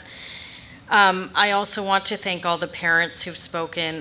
It's clear that you're here because not only do you support your own kids, but you want your experiences to benefit other children and other families, and so that is very, very appreciated and very generous. This is the culmination of 4 hearings that the Commission has put on across the province. And I think what I've been struck by is you guys don't know each other. You live thousands of kilometers away from one another, maybe hundreds, maybe thousands is too much. But so many themes have resonated across all of the hearings. And your stories really show how big this issue is, that it isn't about a particular board or a particular teacher, that it is really systemic in nature and even generational. Really been struck by how many people have talked about their own experiences struggling with reading, 10, 20, 30 years ago, and how those experiences continue today. So I hope that your courage will inspire not only the Commission, but all of the actors in the education system to do something about this very serious problem. And especially for the children and families who aren't here, the ones who don't have the parents who have the time, the education, the ability to do what you're doing today. And I really hope that those people who may be struggling on their basic needs, or maybe newcomers, or just aren't able to be here tonight, that these stories in some way make a difference in their lives as well. I think that fundamentally, if our children can't learn to read in school, there is something very wrong with our education system. We called this hearing the right to read, but I think that the stories today really speak to it being about a right to a childhood and ultimately a right to a future. So thank you so much for giving our inquiry team so much to consider, and especially in this group from the Francophone perspective, really appreciate hearing your stories and helping us see not only the big picture, but the impact it has on your lives every day. And I hope that together the Commission can do justice to your experiences and bring about the kind of change that you have to be that parent to advocate for. So hopefully the Commission can be that Commission.